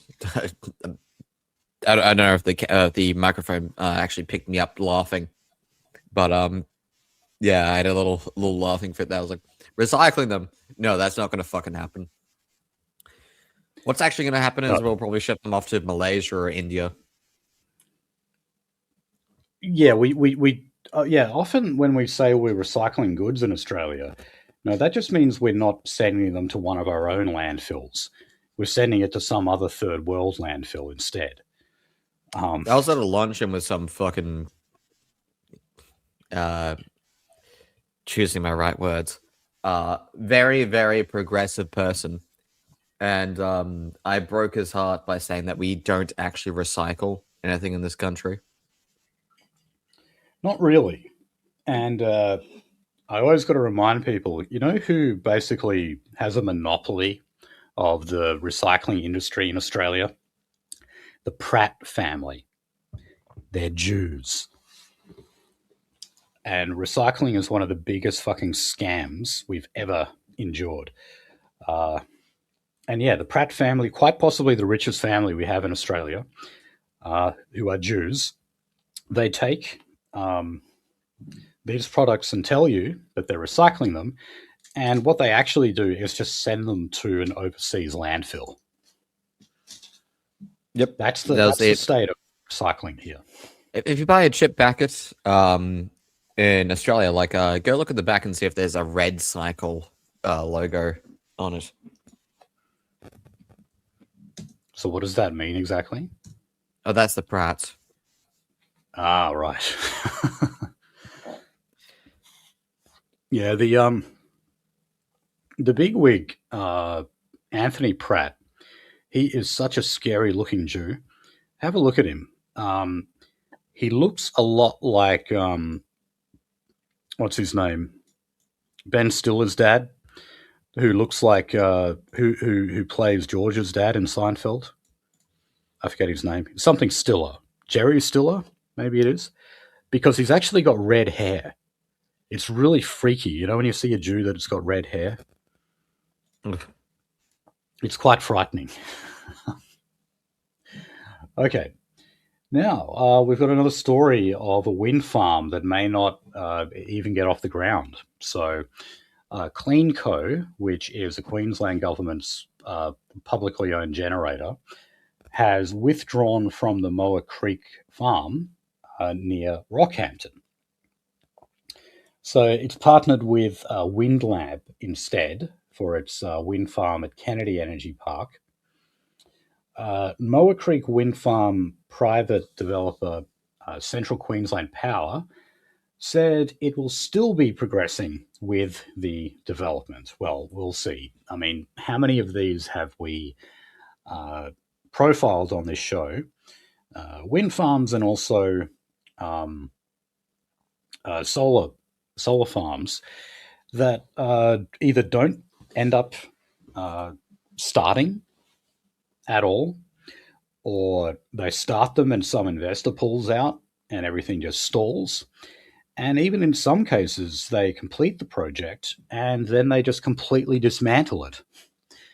And you know, when the government gives you projections on how much green energy is going to be on the system in X amount of years, those projections are based on the assumption that these projects, these green energy projects like wind farms, like solar farms, are going to be complete and are going to put energy on the grid. But as we can see, many of them, if not most of them, don't even become operational. So when the government tells you that they're actually going to put X amount of green energy on the grid, they are not. And they know they're not. They're lying to you. Okay.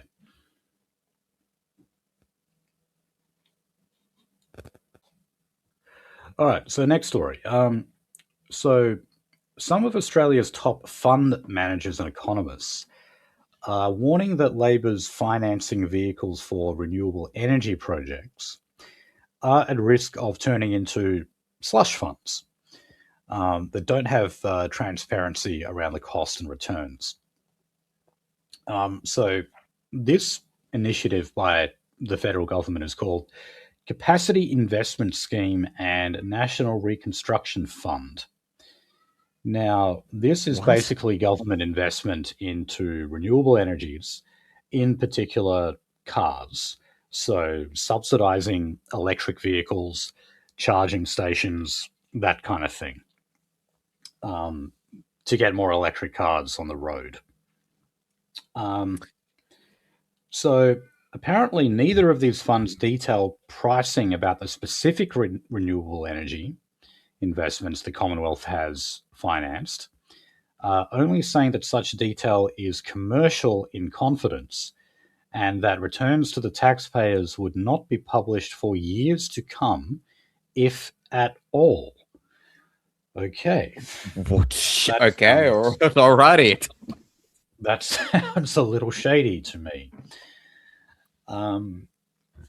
Yeah, so look, again, when it comes to projections of how much we're going to cut emissions, part of that is based on the assumption that we're going to have X amount of electric cars on the road. And we just don't know if we're able to do that. I mean, we're near the upper limit, by the way. Yeah. Because, I mean, we've only got so many charging stations. And, you know, like Tesla don't advertise, and they basically engage in no marketing either because of the fact that they literally can't keep up with demand. Have you noticed that? You never see a Tesla ad. There's no Tesla ads out there. I know it's changing now because some other car companies are producing electric vehicles. I know Toyota have all electric now. There's also, I just keep seeing these BYD cars now. Have you noticed? There's just like, the build your dream ones. Nowhere. They're just, I just see them fucking everywhere now. It was like almost overnight they just popped up. You want to see a nightmare? Go to Fremantle. Is there heaps of them there? Yeah, on the docks. Okay. Yeah, I think it's Build Your Dream, which is like some Chinese knockoff electric vehicle company. God knows how well those cars are made. I really don't know. But yeah, the other thing is that, well, with more of those vehicles on the road, you need technicians who are able to repair them. Because just like any other car, you know, they need tune-ups, they need repairs. And we just don't have the skill base. We don't have enough people who've studied that.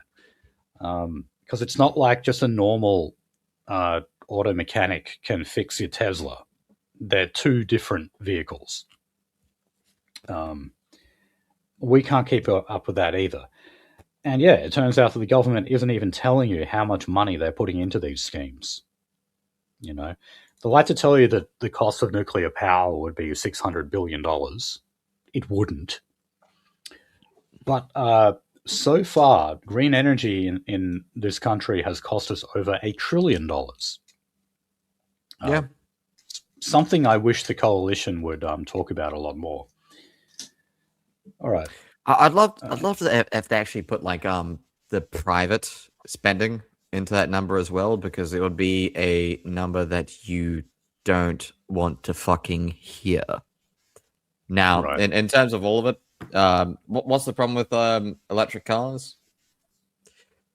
Infrastructure. Oh yeah, that's it. It's like if you're going to like go out into the world and say like, okay, like why do you hate electric cars? Like you could say the abstract of like, oh, it kills like kids in the Congo like mining lithium. Even the most progressive person there in their heart of hearts doesn't care about that. Right. And it's just infrastructure. It's an infrastructure problem. There's a problem with the amount of metals that we have above our heads and etc. Hmm.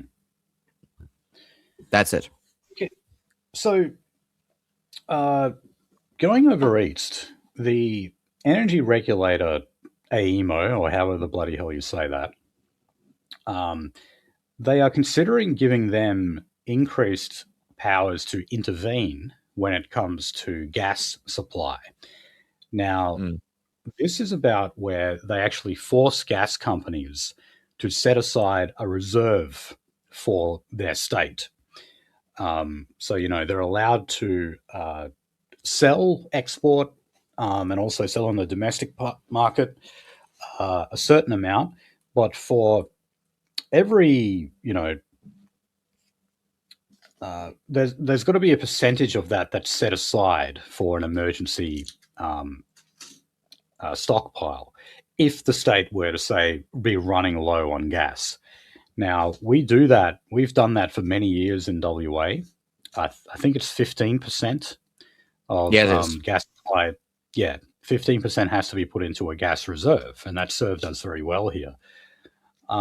So now they're considering giving AEMO the power to force those companies to do that. Now, why is that? Because they can't keep up with gas demand. We're closing all of our coal fire stations, we're closing our coal mines, and so we're relying on gas as the other fossil fuel to help us in our green energy transition. And what a surprise, we can't keep up with demand. So now they're talking about, creating these extra emergency supplies in the eastern states. So another example of how all this stuff is failing. Okay, so Like finally, again, like it will work. That policy will work, but yeah. Okay, so the Victorian government has announced its delayed auction process for offshore wind companies in Gippsland, declaring the renewables project will deliver cheaper, more reliable power for every household and business. So the offshore wind auction was meant to be held in September, but the Allen government said it would be delayed after developers said they were not willing to progress without certainty over funding support. So when the auction is held, developers will be able to bid for government support for their projects as the next step in developing offshore wind in Victoria. Wow. So yeah, it's an Amazing. auction. It's an auction for government support of their projects. So It's just like so, hold your laughter. these companies won't, they don't pay for these projects themselves because they're not going to deliver a profit for them unless the government gets involved as well, which is usually how this works. All right, let's turn to Aboriginal news. Now, you might be surprised that I put this story under A News. This is about the construction of the Todd Mall in Alice Springs. Now, this, like with these renewable energy programs, is subsidized by the government. Usually, such a thing, this is basically a shopping center.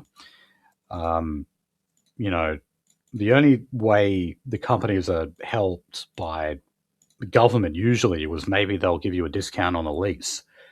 In this case, this is actually a subsidized development that's going on in Alice Springs. And the reason why is because Alice Springs has been gutted of so many of its businesses. Now, why is that? Because there's an enormously high level of Aboriginal crime in Alice Springs, and many of these businesses were simply getting sick of being robbed and having their property vandalized, and the police doing nothing about it.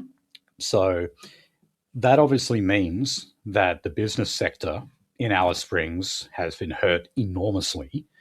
So the government is stepping in and saying, okay, look, we're going to build a shopping center for you. Now, what private security company is going to arm it? Well, yeah, I mean, because that's what they've had to resort to is private security. Some of whom, their security guards have been accused of being heavy-handed with Aboriginal offenders. But that's like the only alternative because the police don't want to work there. They obviously have a huge shortage of police just generally in the Northern Territory, not just Alice Springs. But the CLP, I know, have been a bit tougher on crime. I don't know if that means they've got more cops on the beat in Alice Springs now. I mean, they obviously need them. So, I mean, how many years this ago shopping centre. did we cover the fact that like Sydney Metro Police were being shipped out to the Northern Territory? Oh yeah, not just them. I mean, like Zachary Rolfe. He's from Melbourne. He's Mm. not. He's not from the Northern Territory. He was an example of like one of those eastern state cops that was like, they begged him basically to go to the Northern Territory because they had such a shortage there. Again, like I knew a woman who like got a job offer for literally like a little under like $250,000 a year to go be a fucking nurse up in the Northern Territory. Ah, yes, the nurse story, right? I remember. And she asked me, I was like, why so much money? Like, why would it be so much money? I was like, because you'll probably die. Yeah. How much do you value your life? Um, this is almost like a form of life insurance for you. Okay. Oh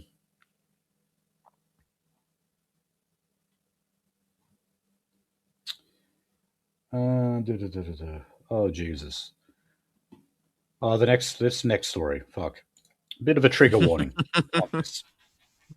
Okay, so Let's Northern dive in. Territory. Oh my god. So we're talking about Robin Cahill again. She's that uh, sort of purple-haired cat lady I talked about. Anyway, she is Minister for Child Protection in the Northern Territory. You can imagine what a shit of a job that is going to be. And well, she gave an example of one of the cases, just one of the cases that has come across her desk. So this was a Supreme Court case of a 28-year-old man jailed for assaulting, raping, and impregnating a 13-year-old teenager um, who was promised to him by the girl's family. So she was like a sex slave sold to him by her own family. Now, the pair were deemed to have the right skin in a cultural sense, and the case came to light only when the man, who had a significant criminal record, was arrested after the girl sought an abortion. He said he believed she was at least 16 when the relationship began. I doubt it. These kind of practices have been have been like practiced since time Forever. immemorial. This was not some sort of like colonial imposition on them. This was something that the British documented almost instantly when they came to Australia, just like infanticide practiced on a huge scale in Aboriginal communities. So, yeah, every now and then the minister comes out and really tries to appeal to the public's emotions by giving like just one example of what's going on here. And they basically give this like public plea to the Aboriginal community to clean up its act, but nothing ever happens. So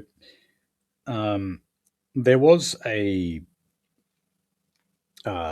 coroner's report that was put out into the deaths of 4 women in domestic violence situations in the Northern Territory.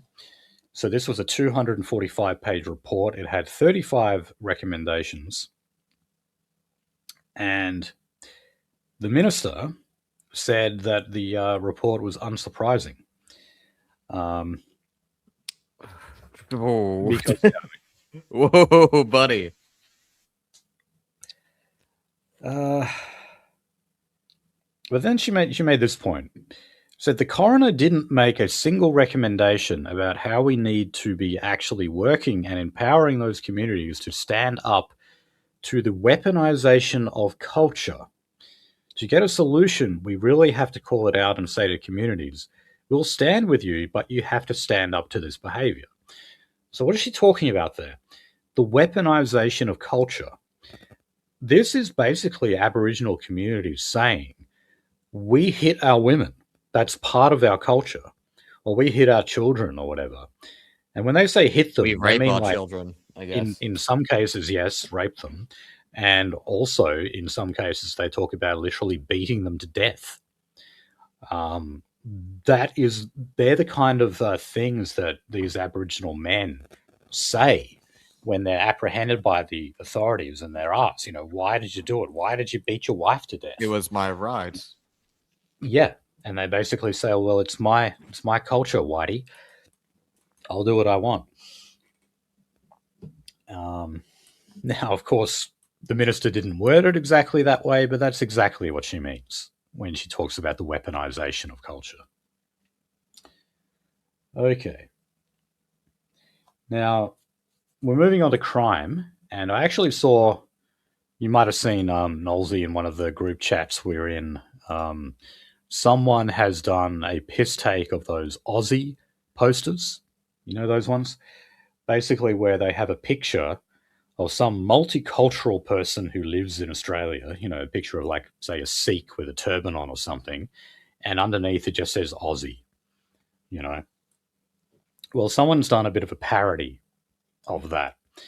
One of them has a picture of Bilal Scaff, the serial rapist from Western Sydney who purposely targeted white girls, and it says Aussie underneath his photo. The other one has a picture of the Asian man who threw hot coffee over a baby and then fled the country. I love They've these. got I it. love these. I love this new wave of propaganda. I love it. Yeah, Everyone is I freaking out. Even like people, because I was just down in Fremantle today. I saw one of these posters and people were fucking like tearing at it and etc. yeah, another really good one that had been going around was transgender women are real men. Oh Yeah, yes, yep. that one's a beauty. I Thank caught you, two of them whoever. out in the wild.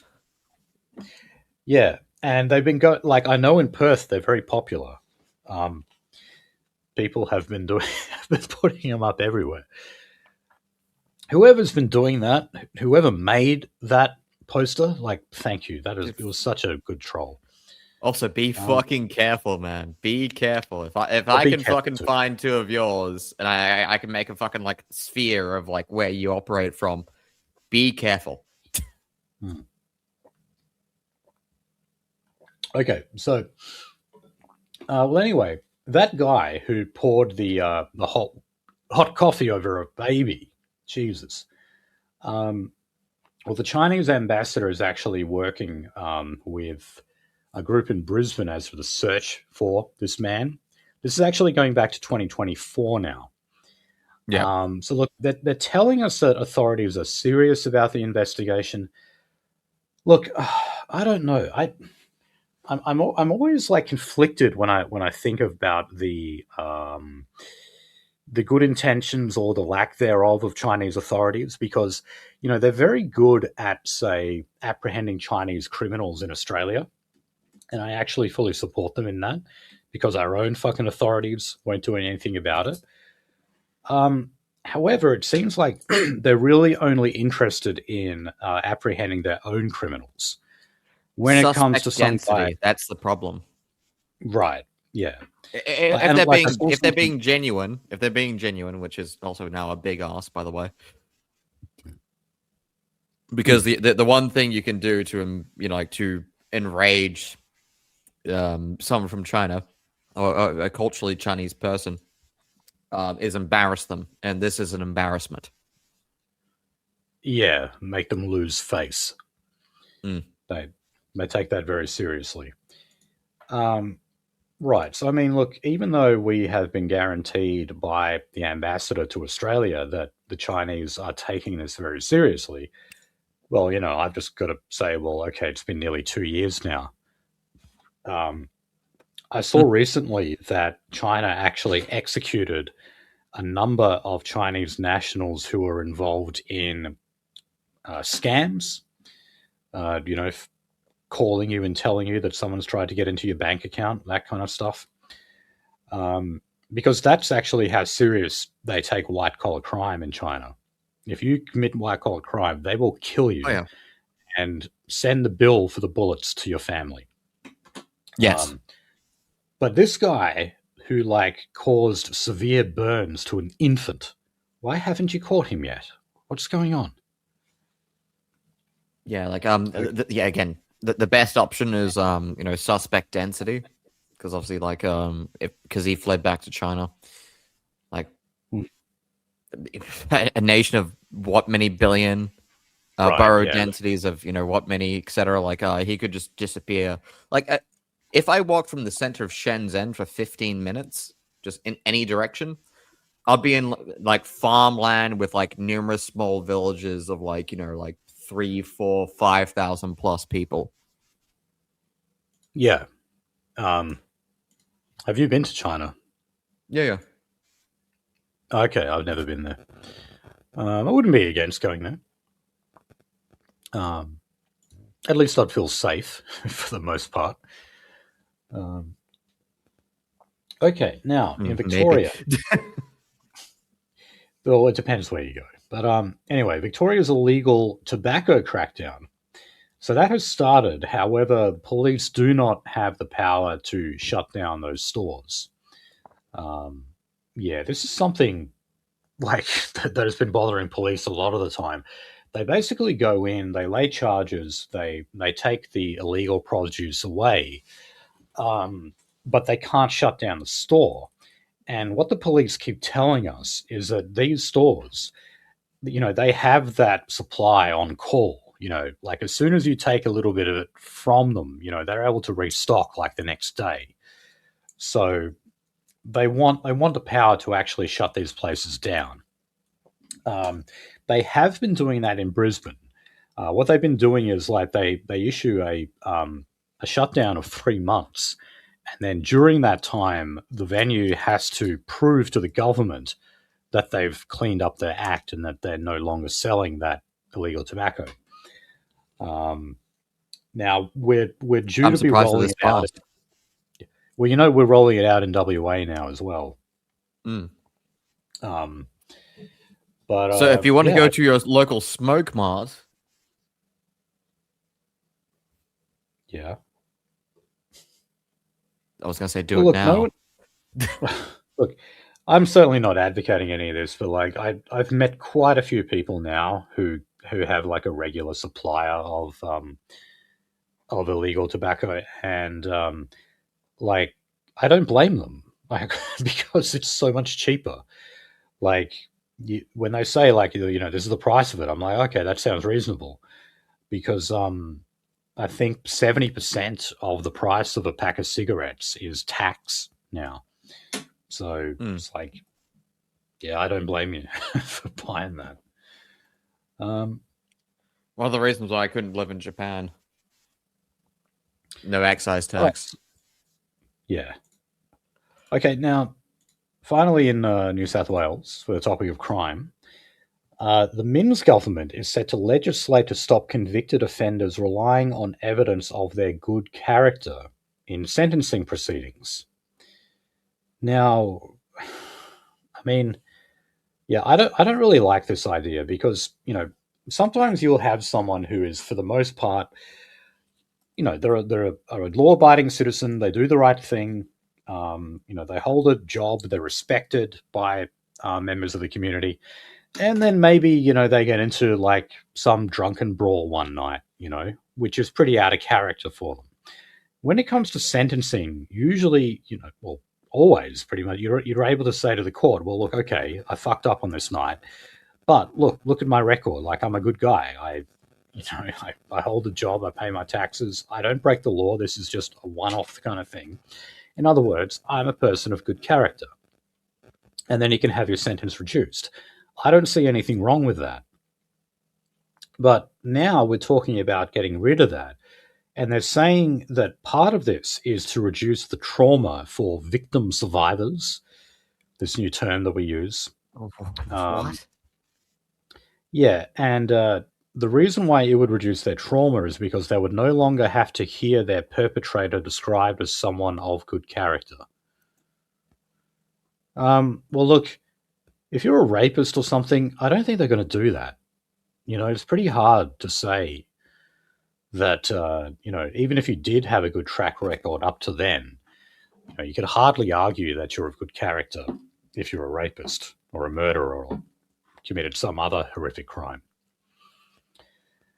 And I also, whenever there's any law like this passed, I always just think, are they trying to target white nationalists in any way? Um, you know, like, would they, for example, if Joel Davis, if he finally goes on trial, we still don't know when the hell that's going to be. But, as far as I know, he's a guy with like a completely clean record. Would he be able to then say he may be told that no, he can't argue that he's of good character, and then he'll be convicted of whatever the fuck it is they're trying to convict him of, and keep him in jail for the next few years. Again, I the really hope state that doesn't happen. always looks to target, like, the best tool that we have, or the best part of our character, which is our character. We're non-criminals. Right, and also got to point out that child sex offenders in New South Wales, they're already banned from using the good character defence. They can't do it. So, I would not have any problem extending that to, say, murderers and other sex offenders. That would be fine. But, like, a blanket application of it, no, I can't. I just can't get behind that. Oh, no, not at all. Okay, now, when it comes to guns in this country, of course, we've got the buyback scheme that's going on. But we're often warned that acquiring a weapon now is easier than it ever is because you have 3D printing. Now, the first, 3D printed gun was created by that Cody guy. I forget his name. He was a hardcore libertarian, anarcho-capitalist or whatever, as these types usually are. And he created the first ever 3D printed gun. I think he called it the Liberator. But the problem with the Liberator was it came with one bullet and you could fire that gun one time and then you throw it out. It's disposable. Yeah, it was named after a similar plot by I guess it was originally the OSS and then the CIA, the American Liberator, which is the idea was it was a single shot pistol. The idea is you would go to a, occupying police officer, I guess, and then, and then take his weapon. That was, and by the way, that was his mission statement for it as well. Yeah. Well, look, since then, as you can imagine, the technology has definitely improved. And now they have the FGC-9. That has proved to be the most popular 3D printed gun. Police believe that many people in Australia have printed that gun. And of course, it's very hard to find whoever it is who's done that. Obviously, if you purchase a gun legally, there are documents and there's a paper trail involved. If you 3D print one of these guns, there is not. So, police are saying that retailers need to play a greater role in choking the supply of 3D printed guns. What are they saying there? Well, they're saying stop selling 3D printers. I don't know if they're going to be able to do that. What? So, okay, stop selling stepper motors, stop selling the fucking 20 by 20 aluminium extrusion, fucking stop selling wires, remove both Ultronics and J-Car off the map, I guess. Yeah. Well, look, they say gun control groups in Australia, they're pushing for more laws that ban the importation of 3D printers if they do not have pre-installed software blocking firearm parts from being printed. So there you go. You can get 3D printers that are that come with like restrictions on them. You can't print naughty things with it. You know, like, you do the like with like actual fucking printers when it comes to nodes, but like, how the fuck would you do that for like a 3D model? Every single design, every single configuration, every single variation. God knows.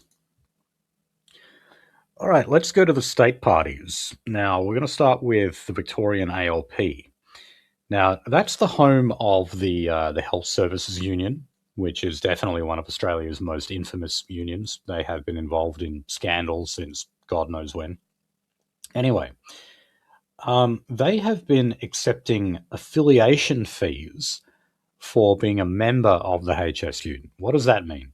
That means that when you sign up to be a member of the HSU, you also become a member of the Labor Party, and part of your membership fees are then given to the Victorian Labor Party branch. Now, of course, this is definitely what you could say is collusion here. Just an attempt by Labor to fill their own coffers. But it's also the HSU trying to buy increased influence within the Labor Party. Obviously, if they get more of their members to join the Labor Party, then they'll exercise more influence on them. Unions have done this for a very long time. The CFMEU has tried to do it on many occasions, like encourage their own members to join the Labor Party. That's something that the Liberal Party jump on. They absolutely pounce on that and talk about Labor's enduring affiliation with corrupt militant unions. Anyway, Labor believes that if they were to stop doing that, if they stop charging that affiliation fee, they would lose between $90,000 and $95,000 in annual fees to keep that operation going. But there are members of the HSU who are saying, no, this is a really dodgy deal that we're doing here. The HSU has already been in enough scandals over the years. Just think Craig Thompson, who used the HSU credit card to pay for prostitutes and other stuff. And he's in jail now, by the way. Good riddance to bad rubbish. Craig Thompson was jailed recently for being involved in a visa scam. So I was delighted to see him put behind bars. But anyway, no, the HSU is not in any way cleaning itself up anytime soon. Okay, going to the Victorian Liberals. So David Southwick has returned to the Liberal leadership. He is the deputy leader now. So that's less than a year away from the state election in Victoria. Seems hard to believe, but there's actually not all that long to go to the next state election. Of course, the last election had the re-election of Dan Andrews for the third term. He resigned not long after that. Apparently, he's got some severe health issues at the moment. I saw the Noticer had a story on that recently. Yes. But look, I can't see the Liberal Party cleaning itself up before then. So look, I'm going to say now, yes, I think Labor are headed to a fourth term in Victoria. Not that they're popular.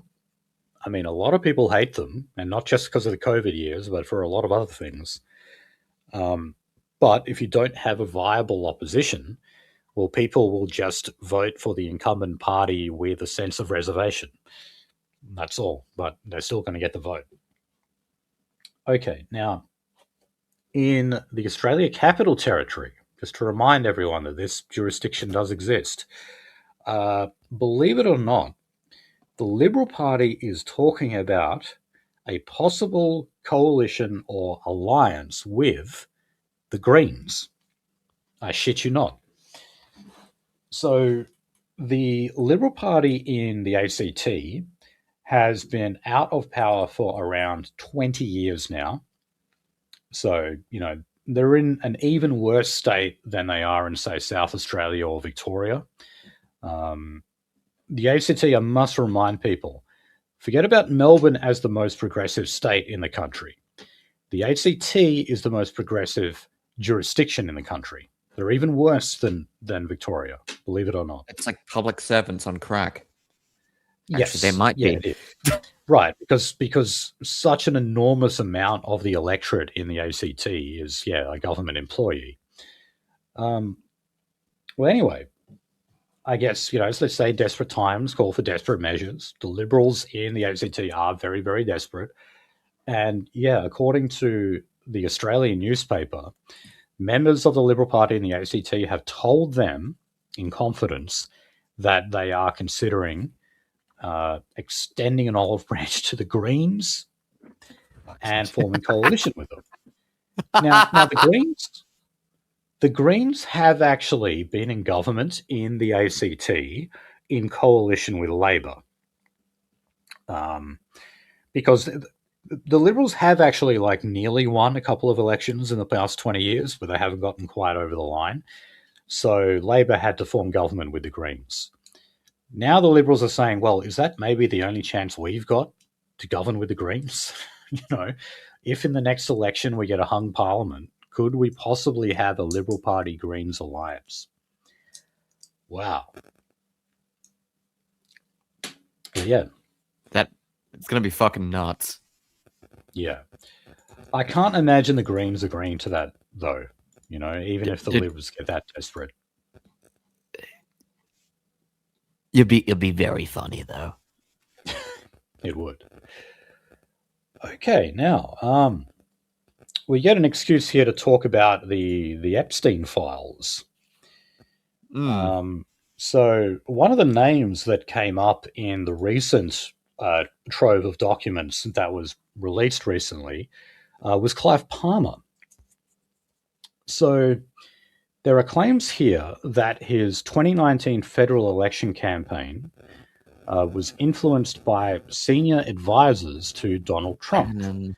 Yes. Now that doesn't surprise me at all. Let me just remind people about the 2019 election. This was ScoMo versus Bill Shorten, and it was the so-called unlosable election for Bill Shorten. Clive Palmer and his party injected, I can't remember what it was now, but it was like tens of millions of dollars in marketing, advertising, running candidates, etc. I still remember the graffiti. Yeah, and even though Palmer's party got 0 members in both the lower house and the Senate, they didn't win a single seat, people were still saying that he had a significant influence on that election. The reason why is because all of Palmer's advertising at that time was anti-Labor. It wasn't really promoting the Palmer party. It was just doing anti-Labor ads. And many people think that is actually the reason why Scott Morrison won the 2019 election, because Palmer helped him out with all of these helpful negative ads. Again, even the last one, the trumpet of victory, which polls at 0%. Their last fucking ad campaign was literally just targeting the Greens.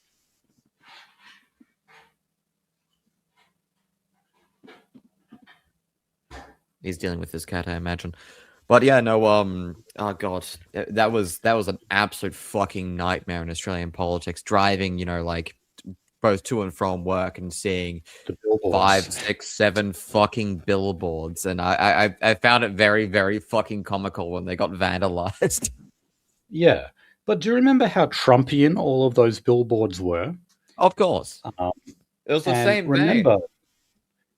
Palmer's party even hired some Australians who were, said to be alt-right or even white nationalist. There's a Yeah, couple of names that I know me and we're Nosy not going to put recognise. out there. I'm not going to put those out there. But there were definitely people who, at least at some point, described themselves as white nationalists, and they were actually working on Palmer's campaign, producing advertising and marketing material, and the aesthetics of it, the way they were kind of engaging, I guess you could say, in troll culture, which Trump's 2015 campaign did in a way. It was all very Trumpian in its messaging, in its imagery, etc. So these claims about being influenced by advisors to Donald Trump, these were contained in text messages uh, released in this batch of Epstein files. And it says that Jeffrey Epstein and Steve Bannon were exchanging text messages. And Steve Bannon claimed to have been directed by Clive Palmer on his costly political advertising spend. So here's what Bannon said. I had Clive Palmer do the $60 million anti-China and climate change ads. And then an earlier Wow. message sent by Epstein mentions Australia, but is not clear what the pair were discussing. And this is the case if you've seen any of these text messages. A lot of the time, you just don't really know what they're talking about. They were actually discussing like race realism. Did you notice that? Or Jeffrey Epstein in conversation, I believe, with Noam Chomsky. And get this, some of you probably already know this, but Epstein was actually looking at an article on the TRS website, which was, I believe, about like race realism or race and IQ or something. So, Finian, how does it feel to be 2 degrees of separation from Jeffrey Epstein? Oh my god! Yeah, I saw Nigel Farage saying earlier on that apparently his name appears 37 times in the latest batch of documents. However, it's only people talking about him. It's never him actually engaging in, communication. The weirdest thing is that, like, finally getting confirmation that Elon speaks like the most fucking autistic Redditor known to man. Yeah. But you see, what we learned from the latest batch is that Epstein is a race realist, Jewish supremacist, essentially. The abundance of Goyim. Yeah. And also, I mean, it does show that, like, if you're a race realist, that does not necessarily mean you're based. Because a lot of Jews are race realists. You want a better example, actually, would be Steven Pinker. He's a Jewish psychologist.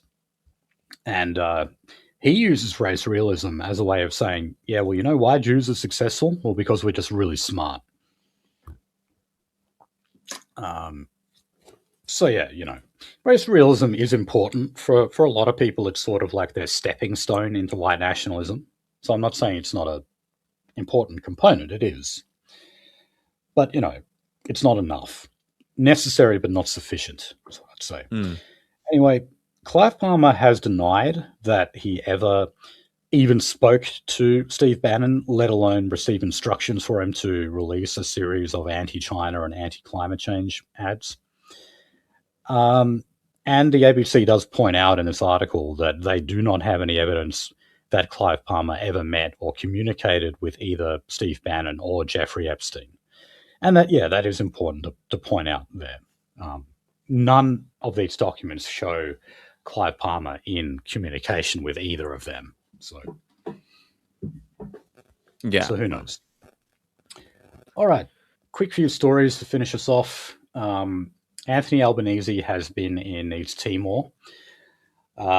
He was recently derided by their president Jose Ramos Horta as a neglectful godfather. Now, you know what they mean by this? East Timor is a completely failed state, and it is propped up by Australia. Yep. To the extent that you can talk about an Australian empire, well, I guess there's East Timor and PNG. They make up the Australian empire. Like two complete utter shitholes that really should just be part of Indonesia, and you know they're failed states. They're talking about rape realism. Genocide and cannibalism. Two things. Yeah. And you see, the people in East Timor, they're basically a mix of like PNG Islander types and like Indonesians, like Southeast Asian, like brown Asian people. That's really all they are. So they're like a little bit smarter than people in PNG. But, when it comes to actually operating a state, a functioning economy with a, with a police force that enforces rules fairly without corruption. No, neither of these countries are capable of doing that. We prop them up endlessly with endless amounts of foreign aid. But also, there's going to be this $50 billion Greater Sunrise gas project. So East Timor is kind of lucky. They do sit on large gas deposits, and so they can attract a degree of foreign investment. And we're glad to kind of pitch in on that and attempt to hire locals to work on those gas projects. And I guess they would be slightly more capable than the Aborigines we hire for our online projects here. Yeah. Where they sometimes next do things fiscal like year, how do you think they're going to dress this up? It's going to be like investment for women's rights, children's education, or are they just going to fucking say it plain? I don't know, but like they had this motorcade and Janana Guzmao, who was like the the Hiluxes. Well, did you see he just lit up a cigarette while he was sitting on top of it? Yeah, it's like it's not a very like talk about bad optics. Imagine if Albo did that, just lit up a smoke like in a bloody motorcade procession. I mean, to me, that just shows it's like you don't even care about your job, do you? You're like the second most high-ranking member, and you just light up a smoke in the middle of like a ceremony. But anyway. All right, so on health, the federal government has agreed to pay an extra $25 billion to fund public hospitals in Australia. Remember, our health system in this country is pretty much 50-50 between the states and the Commonwealth. That's why they're always kind of battling each other in terms of who gives what amount of funding. Now, I saw this story the other day about doctor shopping. Now, this is when it comes to people who have, they have a script for some kind of medication, and they're able to go to different places and like get the script multiple times. Yes. So usually these are, they're drugs of addiction, they're opiates or whatever it is. They go to multiple doctors, they get multiple scripts, and then they go to multiple pharmacies to stock up on huge amounts of medication. And the ABC profiled this 24-year-old woman here who had some kind of mental illness who overdosed as a result of that. Yeah, we don't regulate that stuff very well in Australia. It's quite easy to like double up or triple up on a script that you get. I guess because they're not sharing the information properly. I'm not really sure. I've never had to get a script for psychoactive drugs before, so I don't really know how this works. But reading the story, that seems to be the way it is. So, yeah, we definitely need better regulation in that regard. Okay, now childcare. Actually, costs. Yeah. just on that topic, like I had literally, because I went and got some medical tests and donated blood, which I probably shouldn't have because I passed out like immediately into the fucking show. Um, but even my own doctor, who's like this old Anglo, like blue blooded person, was literally complaining about just that. So like, well, yeah, I had a guy like come in, stock standard symptoms, da da da da da, and untreatable back pain, had done the MRI. So like, we would give him like codeine, like 60 milligram pills of codeine. And then he literally went a suburb over and he got a call on his office phone, picked it up. It was the same fucking dude. But the problem is he got the wrong doctor. He was meant to get a Patel. He didn't get a A Patel. Patel. Oh my god, really? Yes. The original Dr. Death. He showed up a little bit too early before Dr. Patel showed up. Oh my god. That's because and Patel fully admitted, like, I was like, oh, where's my patient who's got chronic back pain? I was meant to write him a fucking script. Jesus. Yeah, well, okay. I mean, if that has been a problem in Australia, well, it's only going to get bigger considering we're hiring so many Indian doctors now who don't care about that stuff. Again, you can do what Brazil does, which is the right to self-medicate, which is the right to proliferate controlled substances over the entire country. Right. My God. Okay, on to childcare.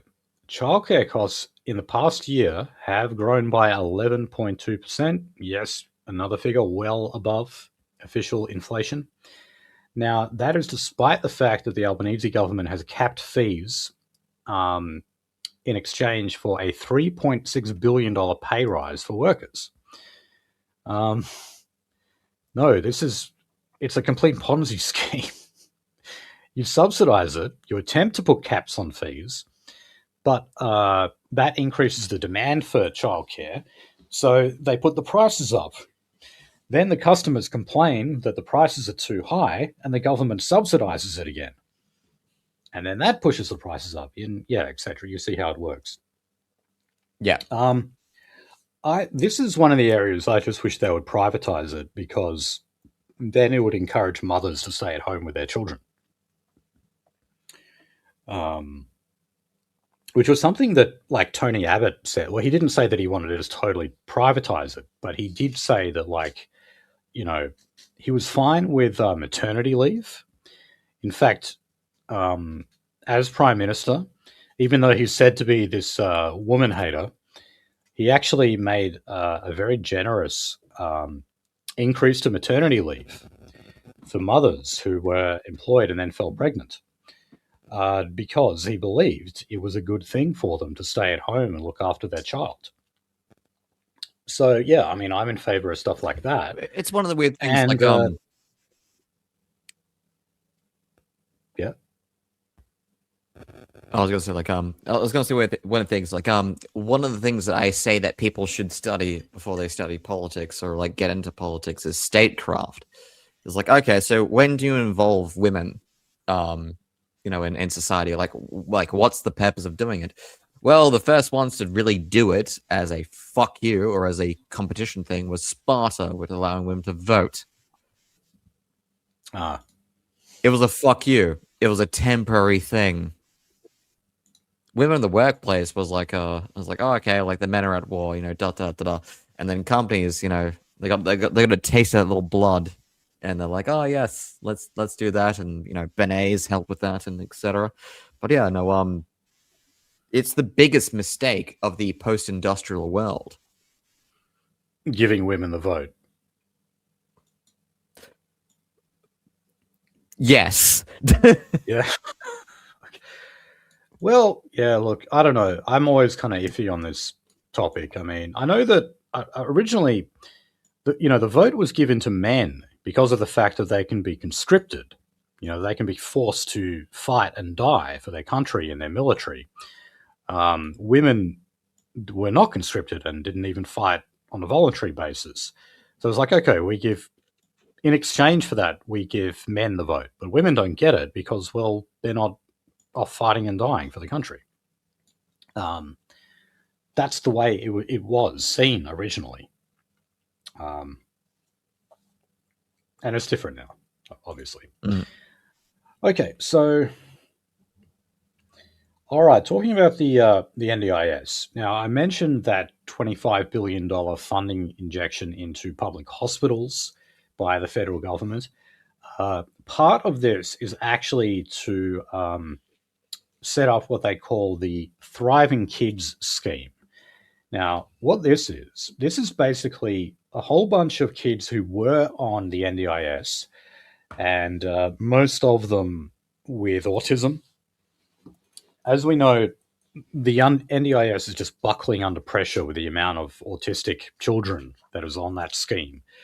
And so the government is trying to move them onto a new one, and it's called Thriving Yeah, Kids.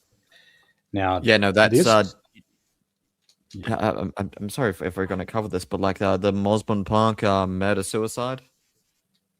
Oh yeah, okay. Well, yeah, we can talk about that. Yes. I'll just finish explaining the basics of this. But what this is supposed to be is a 50-50 operation between the Commonwealth government and the states.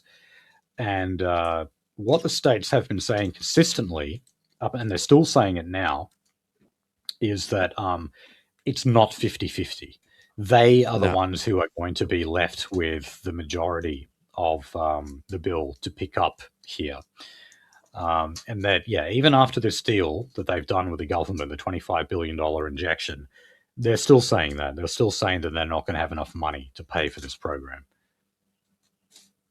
But yeah, what was it? There was two autistic kids, and they killed their parents or something.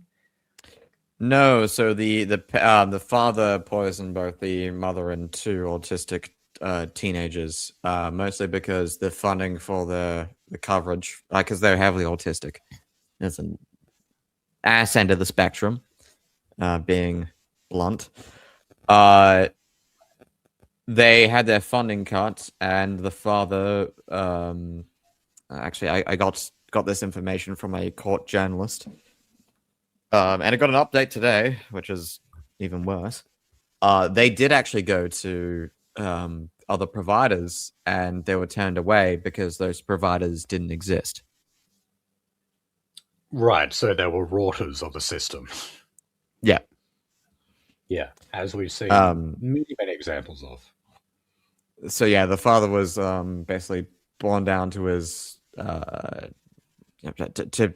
was not just bankrupt, in debt, and the guy was earning like $100,000 plus a year, and he was getting no assistance for his children, and the mother was actually partially injury disabled, and yeah, he just poisoned himself and his wife and the kids. Right. So he killed 4 people, including himself. Yep. Yeah, and I read that this happened in quite an affluent suburb of Perth. These were people who were not poor Yeah. by any No, means. it's Mosman Park is like a little people think they're like, oh yes, it's good. No, the address is the fucking cookie cutter suburb section on the southwest end. Oh, so the bad part of Mosman Park. Yeah. Okay. Yeah, no, this All was right. this was a nightmare situation, really. Yeah, I mean, I guess it shows, unfortunately, the extremities that people go to when they're under financial pressure like that. Sometimes it can be quite chilling. Okay, so just 2 quick LGBT stories. Apologies. The Victorian government has missed its own legislative deadline to commission an independent review of conversion therapy laws that were put in place nearly 2 years ago. Now, we covered this at the time. This is what we were led to believe. As what I said there, conversion therapy laws.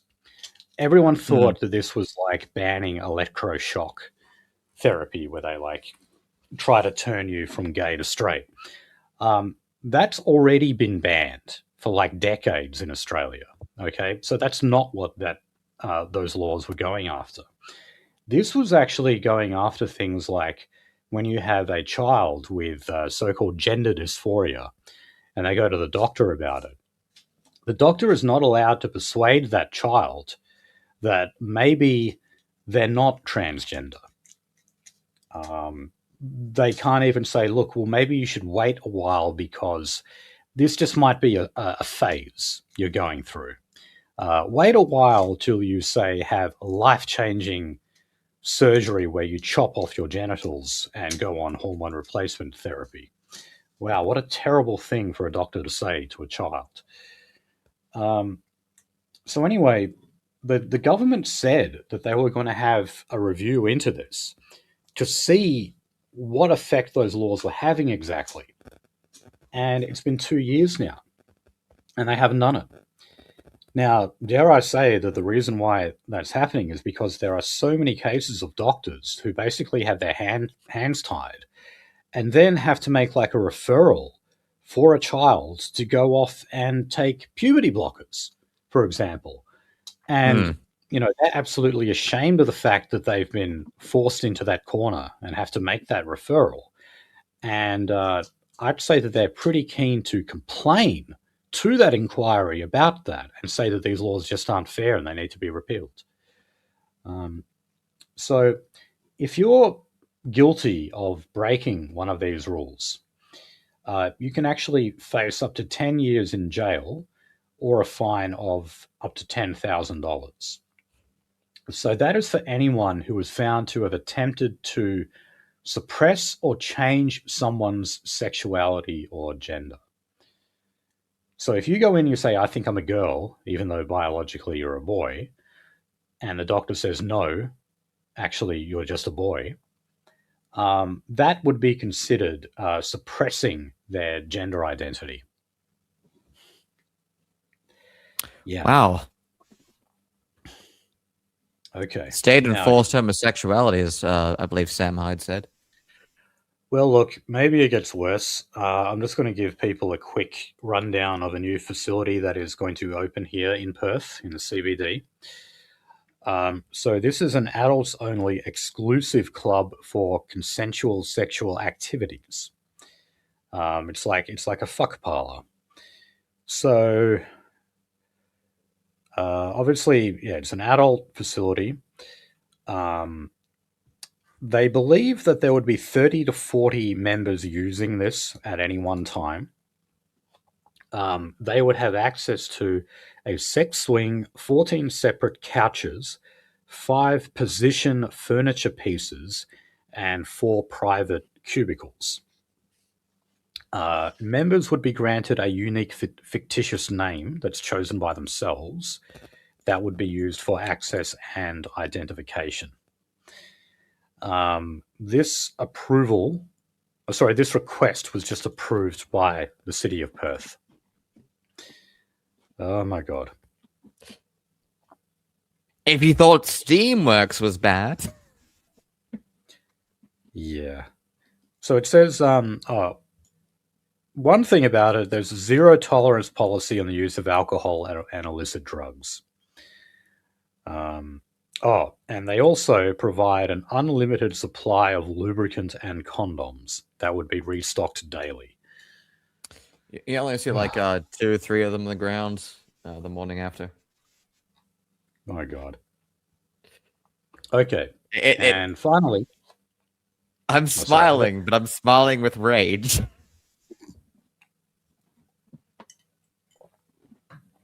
Fuck. All right. Finally, I've just got something on universities are rebelling against the Albanese government's new education watchdog. Now, this is sort of at the behest of the Jewish lobby because they don't like universities producing academic work that is critical of Israel.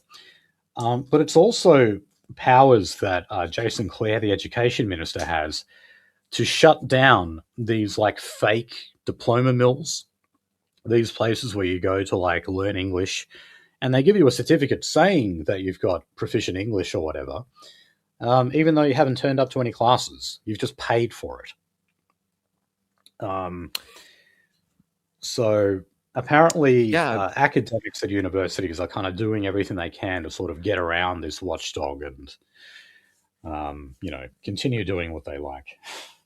I was at a university event, not last night, but the night before, and yeah, no, they had this entire fucking section where like they try to rehabilitate the image of Israel.